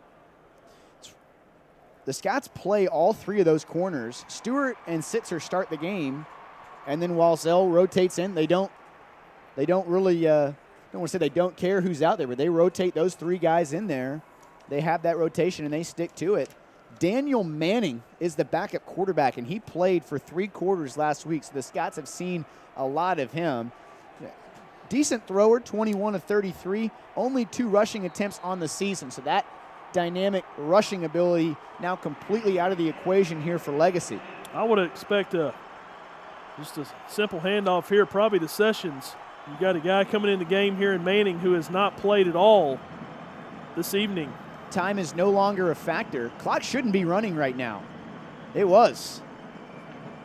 Well, And Legacy's got a gripe here as Manning looking to throw over the middle. That's Malachi Clay, has it inside the 10. How about that? Just when I think that they're going to run the football, Manning comes out and throws a beautiful pass. And Catalon will come right back in. Coach Melson wanted that play blown dead because they were rolling the clock, and that's going to end up potentially helping out Legacy here. Just outside of the outstretched arms there of George Stewart. Great play by Manning. 1st and goal here for Legacy. They have a chance to tie the game. Catalon wants to throw it. Now he's going to try and run. That's and intentional barely grounding. Gets rid of the ball. The Scots want an intentional grounding call. Could be forward progress as well. That is a definite intentional grounding. There was no receiver in the area. They're going to say maybe he was outside the pocket. Let's see if they throw the flag here. If they do, it would be a devastating call for Legacy. There's no intentional grounding on the play. The quarterback was out of the pocket, and the ball got to the line of scrimmage. 2nd down. Amazing play by Catalon to make that a no-gainer. James Herring was all over him. I don't think the ball made it to the line of scrimmage, personally. It sure didn't look like it to me. I mean, the line of scrimmage is about the 7.5-yard line, 8-yard line, and it sure looked like that ball was thrown out of bounds at about the beyond the 10. Wow. You got to be both. You got to be outside the pocket and get it beyond the line of scrimmage. That's a big break there for Legacy. That would have been about a 8 to 10-yard loss. 2nd and goal from the 8. Catalon, that 11 personnel once again. Wants to run it all the way, and the Scots are all over him. Maybe a 1-yard gain. Hammock's played a great game. Bennett Brock in there as well. Well, they're trying to keep the ball in his hands, and I don't blame them, but I'll tell you, the defense for Highland Park is rising up right now. What a football game, Miles. What an atmosphere. And Highland Park might not have a chance to get the ball back if Legacy does score. We're under a minute to play now. Catalon looking to the sideline here with 15 seconds left. Tied in the game once again, that's Dennis. And Catalon rolling right. Now he wants to step up. Turner Cox is harassing him. He'll go down at the 8 for a big loss. Turner Cox gets the sack. They're going to have to call a timeout. Yeah, absolutely. They're going to have to call a timeout here, and here we go, Miles. This is it, my friend. If your palms aren't sweating a little bit, something's wrong with you. That's their 3rd and final timeout. Well, what a job by this Highland Park defense. They're playing their hearts out right now. I mean, they have been on the field a ton here in the second half. And look at them. They are just gassed. Turner Cox is exhausted, and they are just flying all over the place. And it comes down to this one play right here. Legacy is out of timeouts. They have called all 3 timeouts, so this is the play right here, brother. Well, they had to do the same thing last week. They defended nearly 100 plays from Lake Ridge. They were on the field a ton in the second half, and that's been the case again today. Coach, it all comes down to this one play. And I got to stand up for this one, brother. I can't sit for this one. This is big time. This is what high school football in the state of Texas in December is all about right here. 4th down. And Catalon's been pretty well bottled up since they got inside the 10. And it comes down to this for both teams.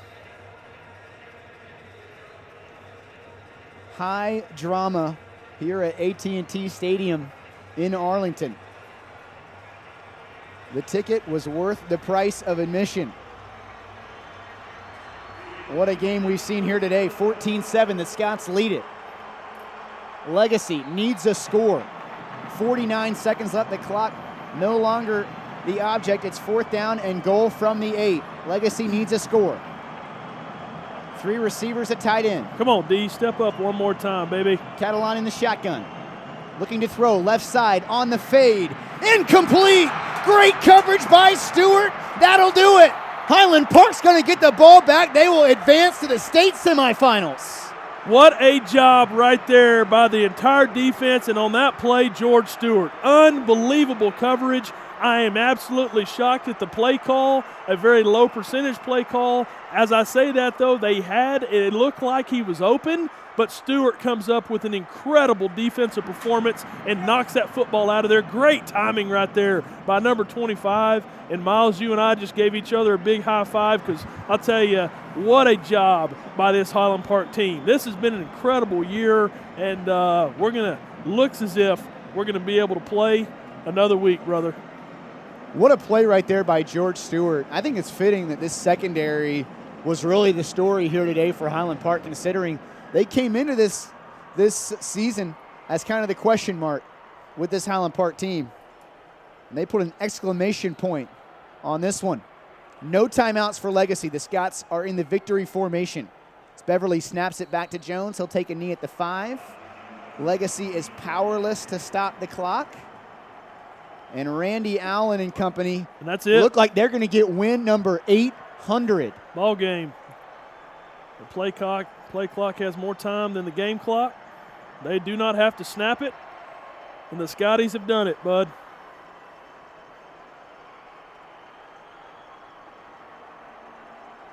Led by their defense, Highland Park is going to advance to the state semifinals. What a run for the Scots. And what a job by Mansfield Legacy. You got to give them all the credit in the world. That's a heck of a program. Great job by Coach Melson and his staff. But they just got beat by a superior defense here today in Highland Park. Just an incredible performance. Offense kind of had a tough time clicking, but I'll tell you, they faced a really good Legacy defense. And what a performance here today by the Scots. Coach Don Woods and his defense have rose to the occasion and done it again. Just a gutsy performance all the way around, Coach. You can give a game ball to John Stephen Jones, what he did. A couple of those receivers, Jack Toohey, JT Dooley, Paxton Alexander had a huge game. The defense was solid across the board. This was just a great team win for Highland Park.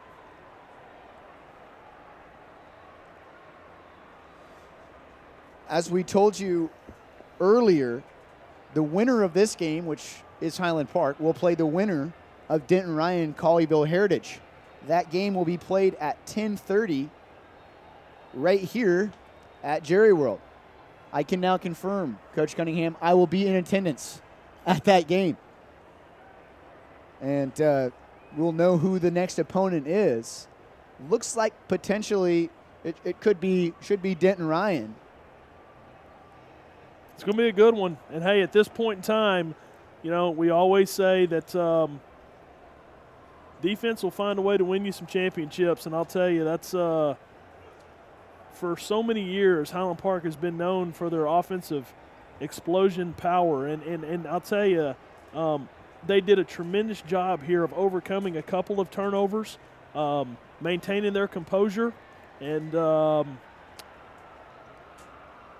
I'll tell you, that was a fun one to be a part of, and a tremendous atmosphere and a great defensive performance. I want to touch on something else you talked about earlier, the toughness of John Stephen Jones, coach, throughout the course of this game. And it'd be easy for people on the outside looking in to say, well, the Jones kid's obviously just a pretty boy, obviously had the silver spoon, and well, he's only the quarterback because of X reason. And anybody on that Mansfield Legacy sideline today is going to know that's not the case. I got news for you. It could not be further from the truth. He's a phenomenal young man, a very tough young man, and I'll tell you, he flat out got it done in an adverse situation here today. He faced a really good defensive team, a team that was very motivated. He took some shots. He threw a couple of picks, and he hung in there, and he made some big throws when he had to. He made some critical decisions that were in a positive manner when he had to. So I'll tell you, he is the leader of this team. This defense, again, it continues to, from a group perspective, kind of lead the bunch. But everybody knows that they can rely on John Stephen. Really a tough, character building game for him to be able to hang in there. And I don't care how you dissect it, John Stephen's going to lead the troops, and they're going to play for the state semifinals next week. That's pretty cool, Coach. Highland Park is going to have a chance to play for the right to go to the state championship game. I mean, this is real. This is happening right now for Highland Park. They have a chance, does this group of 2016 seniors, to win it all. They've got 2 more wins and you can't, to get. Yeah, and you and I talked about how that was a tough loss, not just the Waxahachie game, but then the Wiley East game. That's critical. They take a loss. They lose to Wiley East, the last game of this regular season. Again, didn't mean a whole lot, but they were able to kind of channel that and get refocused, if you will. So, again, just a great job of coming back after a late season loss and mounting, refocusing themselves and getting things going. And here they are in the state semifinals. Coach, run us through the stats from that epic 14-7 victory for Highland Park. Well, again, it was, they picked it up in the second half. Both teams did offensively. Actually, Legacy ended up with more yardage than Highland Park did. Highland Park had 17 first downs to 14 for Legacy, 237 total yards for Legacy, and 219 for Highland Park. I don't know, do we have Coach Allen down there yet? Not yet. Okay. Actually, looks like we do have Coach Allen down there with Kyle Yeomans, and let's go down to Kyle now. Thanks, Scott. Oh.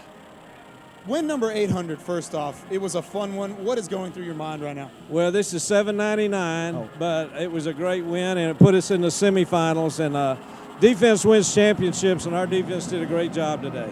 And what was going through your mind through that last drive, the defensive stand that won it all, move you guys into this? Well, somebody's got to step up. We got a lot of guys on defense that have stepped up all year, and I was so proud of the way they held on. Thanks, Coach. Congrats on the win. Back to you. So Highland Park gets the win. 14-7 is the final here from AT&T Stadium in Arlington. As like we said, Highland Park will move on to the state semifinals. And Coach, your final thoughts on this great win by the Scots? Great team effort in a great atmosphere. Again, an opportunity to play for a state semifinal is not something that a lot of young men have the opportunity to do, and it was just a tremendous defensive performance. You heard Coach Allen just say it.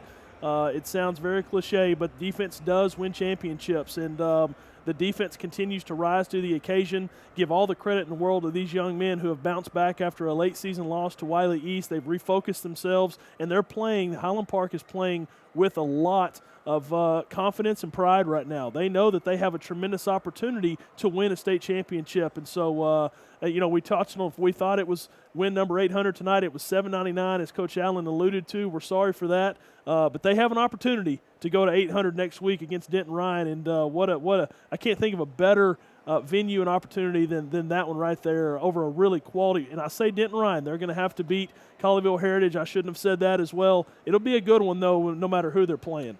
Whatever the opponent is, the game will be 1 o'clock on Friday. Actually, I believe it's Friday. I think it might actually be Saturday. Mm-hmm. Saturday at 1 o'clock, the Frisco Star will be the location for that game. And that will be the Final Four, as we are right down to the nitty-gritty here. Only 4 teams will be left come next week here in the UIL 5A playoffs. So Highland Park gets past Mansfield Legacy. 14-7 is the final. So for Paige Schnorbach, for Kyle Yeomans down on the sideline, for Coach Eric Cunningham, I'm Miles Dunklin. So long from AT&T Stadium.